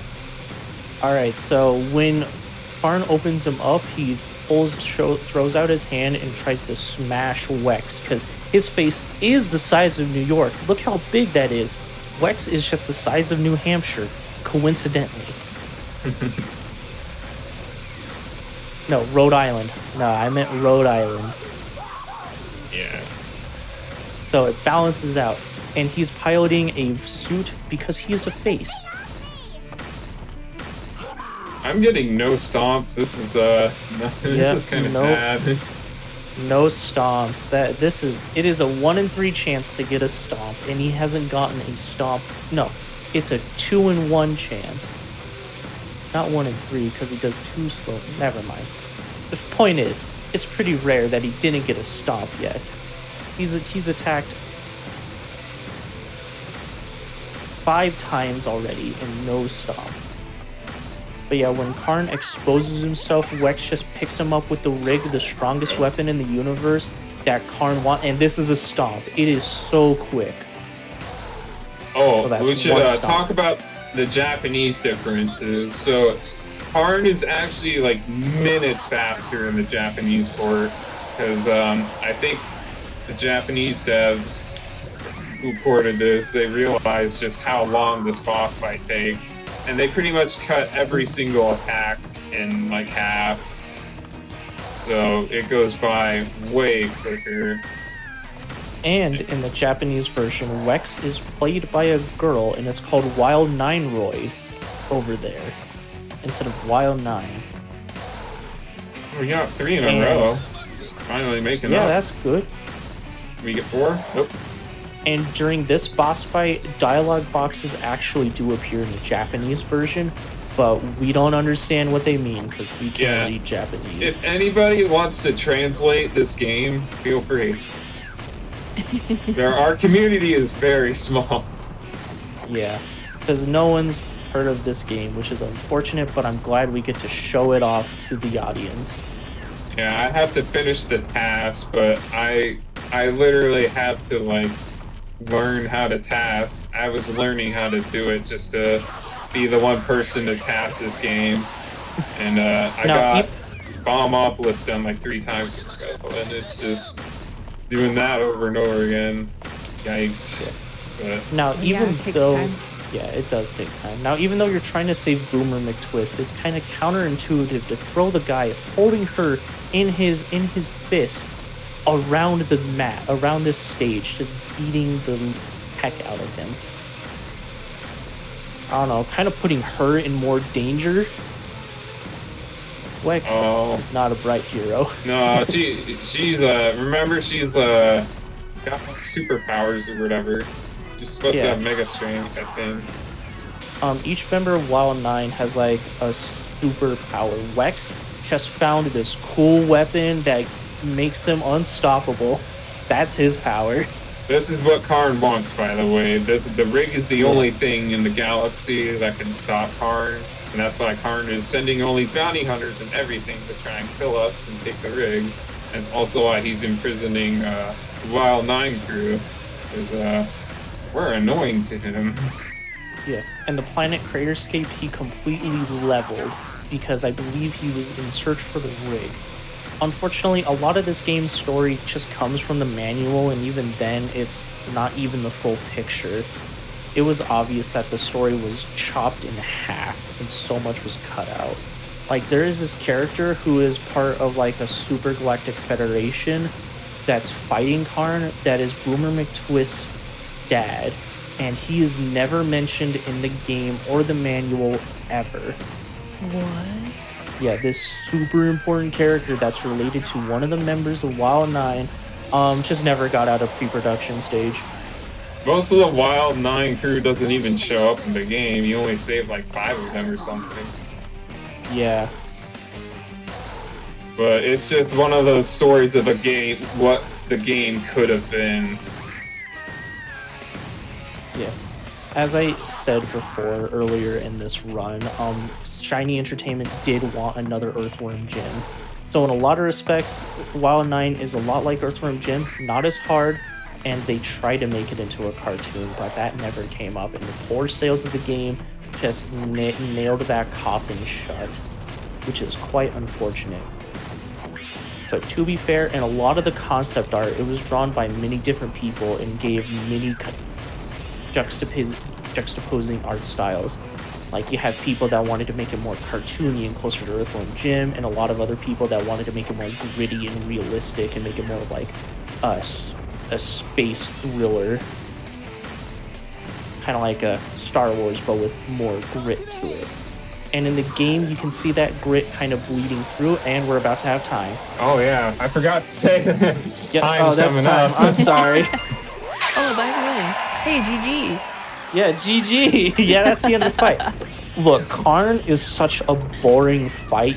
You kind of zone out. I was not gonna lie. I was letting him do all the talking and just, zoned out a little bit. And then I did see, like, at the last second, like, his health gauge was like, oh, wait. Oh, yeah, this FMV cutscene is the only one in the game, and it explains nothing. You just see Karn's palace blow up on the planet, and you fly away, and you get a little green man following you with the Shiny Entertainment license plate. He bought that in California, by the way. That was a California license plate. We don't ask questions. And that's the Alright. end of the game. Yeah, That's all of it. Nine. That was It's- awesome, Eggy. You both did an excellent job explaining everything. I had a good time. Do you have any shout outs or comments or anything, Eggy, you want to say before we wrap up tonight? Oh yes, I've got some shout outs. I just want to shout out all of the very few Wild 9 speedrunning community members. Jay, Colin right here, my commentator. Well, definitely huge in the community. Steven, the person who did the very first run like 6 years ago, pretty much he started everything, routed out most of the game, picked up something that nobody else was willing to, and I still look up to him to this day.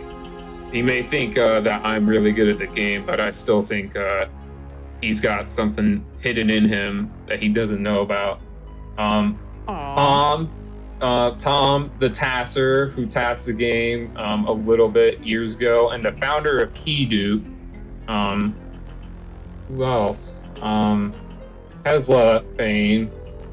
He helped hack, find some hidden levels in a beta. We found hidden content in the game, like stuff that has not been seen on the internet. It's not on the internet at all. Whoa. There's hidden levels of this game that were cut, and we've got so much stuff of this game in our Discord. If you're interested in any of this hidden archive stuff, we've got so much lost media of the game. There's a very passionate community of this game, even though it's like very small. And this is one opportunity to find the people who forgot that this game existed. And this is a game that was forgotten by time greatly. And there's people out there, and we're looking for you, pretty much. Yeah. And I want to shout out the GDQ staff here. They were excellent. Hey. Yeah. Of Thank you for course. having us here. And a fun little thing: after you beat the game and after the credits roll, you get to see a close up of Angus telling you to go outside after playing through this game. Yeah. That's pretty good. But I had a great time with the both of you tonight. Thank you so Yeah. much for being here. For those of you watching, if you did enjoy the run, make sure you follow Dr. Eggy on Twitch. That is pinned in our chat. And Jay, was there any place that we could find you on Twitch as well? Yes. I'm part of Channel 3 RGC, and we stream every Monday and Tuesday. I unfortunately missed a Tuesday stream to show up here on GDQ, and I'm thankful for being here. But I'm on one of a few commentators that are on Channel 3. It's just Channel 3 RGC on Twitch.com. We are an actual like arcade in Colorado, so we're like a retro gaming arcade, so we just like have a bunch of old cabinets and a bunch of old games that you can come down and play. It's pretty cool, and we stream there at the arcade as well, and we just play a bunch of fun Awesome. games. I see people asking for the Wild 9 Discord. I just want to mention the link Ooh. to it is on the Speedrun leaderboard. So if you go to speedrun.com/wild9, you can find the link to the Discord there. It's more than just a Discord for speedrunners. It's really just a place for anyone that likes this game to gather. Nice. Yeah. Well, yeah, definitely keep that in mind, friends. If you're interested in the run or just interested in the game, I'm curious about the Lost archive myself. Oh, A it's lot of deep. it is in the Discord. There I is a spent lot. I spent like a good hour uploading images found from like blogs and stuff that I found. Nice. Just many and we're rabbit still holes. finding more. Yeah, we're still finding more to this day. There's like so much hidden about Wild 9 that is waiting to be unearthed. Well, I appreciate you both being here, and I'm sure everyone else does too. That is going to wrap it up for tonight's episode of Time Capsule. But again, make sure you follow all the channels. They're all linked in our chat here. But I have been your host, Smooth Operative. Thank you all so much for watching. If you are interested in submitting your own speedrun to Time Capsule, you can always type the command !time capsule in our Twitch chat for more information. And if you have any questions about the show, you can always find me on Twitch, twitch.tv/smoothoperative. But make sure to tune in at 7 p.m. Eastern Time tomorrow for Mercy Kill, followed by Passion Project. I hope everyone has a beautiful day or night wherever you are in the world, and we will see you next time. Goodbye for now. Good night, everybody. Thank you so much for having us here again.